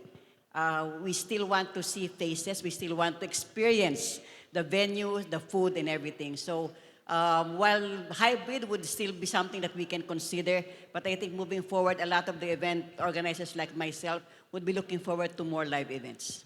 Yes, thank you. Anton? Evelyn is correct in saying that it's more exciting to be present in an event, and a lot of us are preferring face-to-face events, physical events.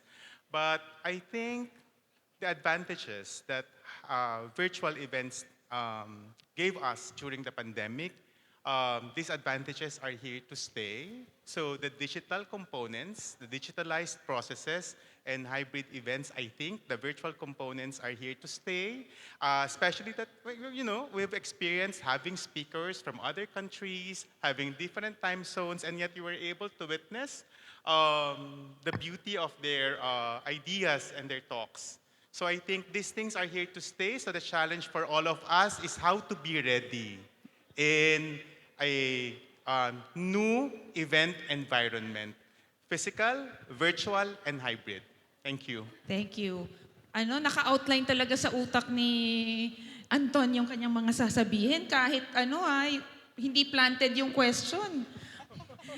Art? Same as Anton. No, Alam mo kaya may harang yan, bawal daw mangopya. Kaya nga eh, ginawa mo kong huli. But no, obviously it goes without saying that 2023 is going to be more vigorous, more vibrant than 2022. The optimism is here. We feel it right here at the Micecon 2023, a great start for the year.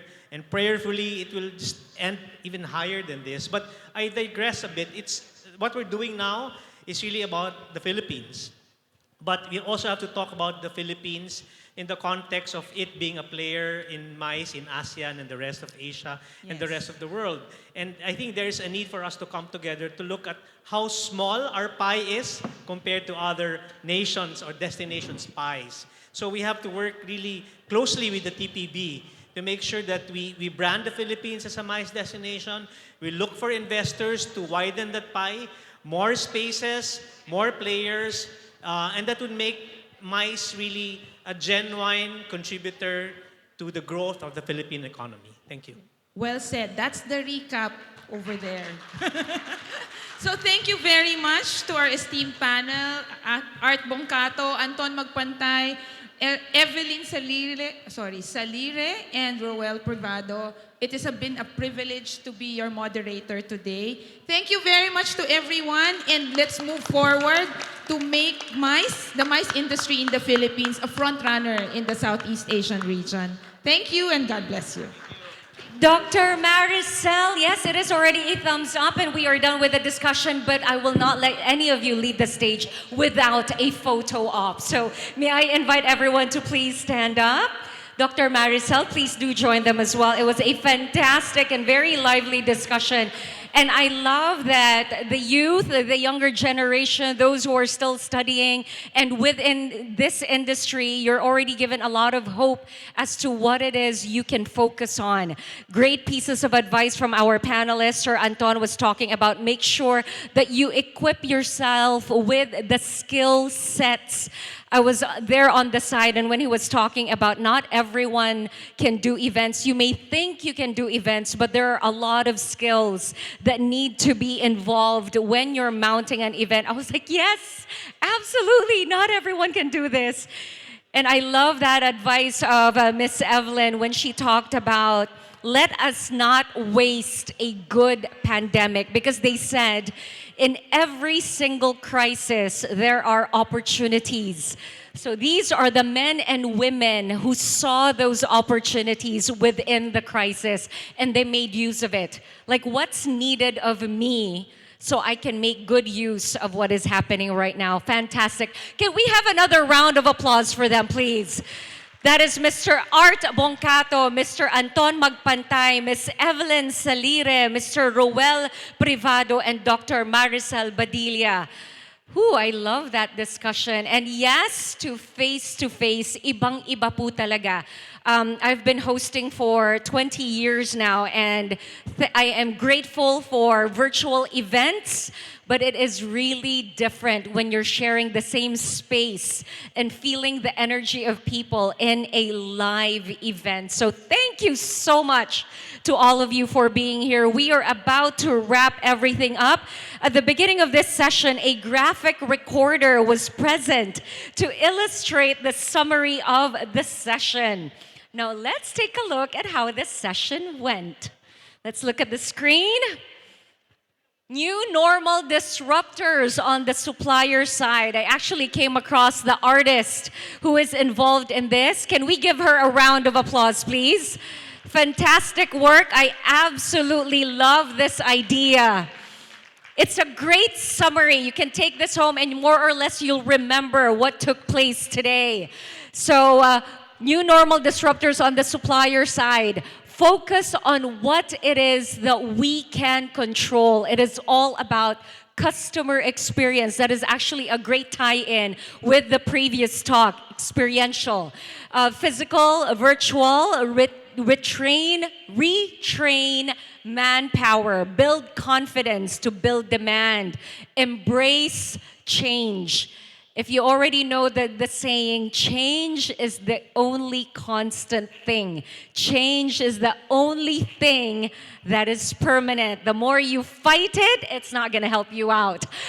Provide a safe environment. Walk with client with needs and fears. Embrace changes in there as well. Access to foreign resources. Digitalization. If you are not into that, if you haven't embraced it yet, you are missing out.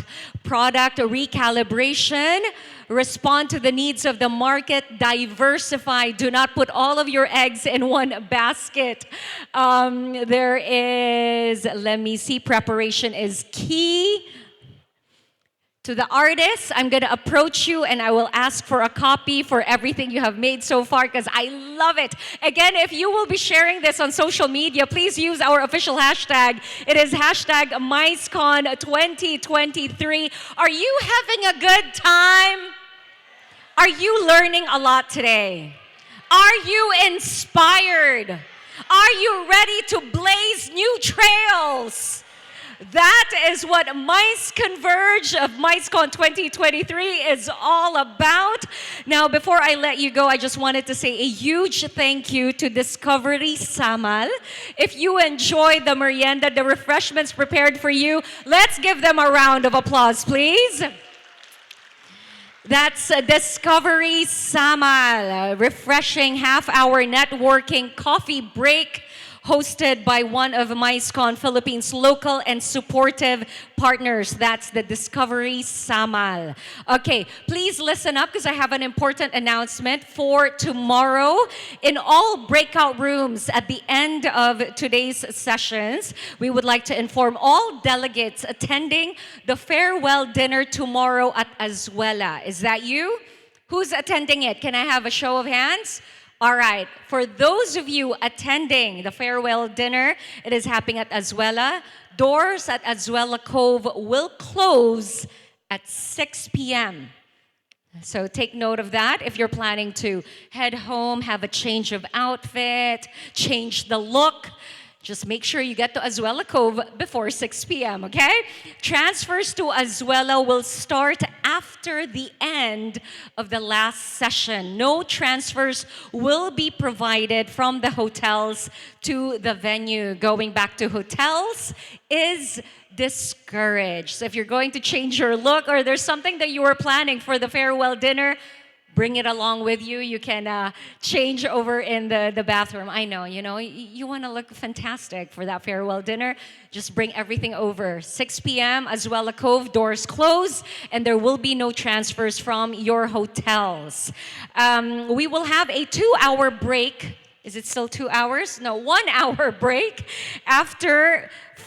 before our special event later at 6 p.m. For now, take some time to enjoy or check out still whatever else it is that you haven't seen. If you haven't gone to Marketplace yet, please do drop by. Please be reminded of our special event again at 6 p.m. where the highlight 11 tribes of Davao will be showcased. It will be one of Micecon's cultural learning showcases. All right. And similar to what Mr. Feng mentioned earlier, it was very impressive that right after the talk there was a QR code. We have that too. Please take a look at the screen. We've got our QR code for the evaluation form. Please make sure that you accomplish that. Please scan right now. This is another product of digitalization.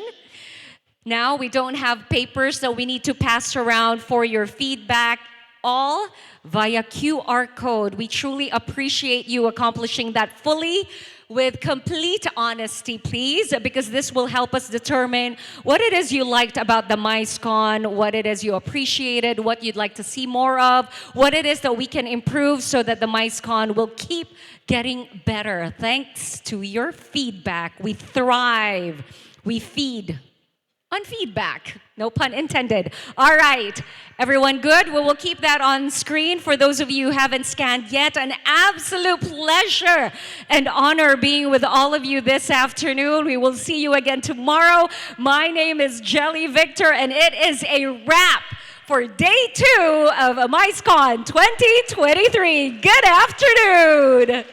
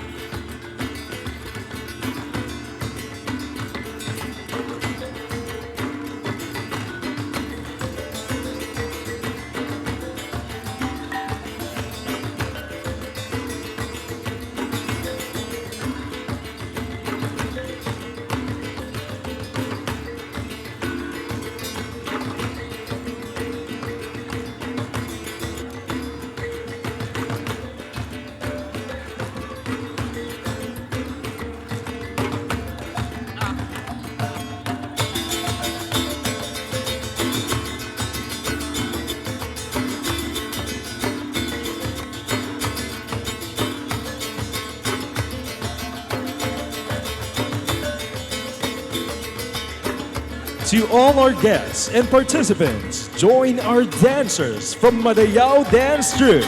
Try and learn the dances from different dances of Mindanao.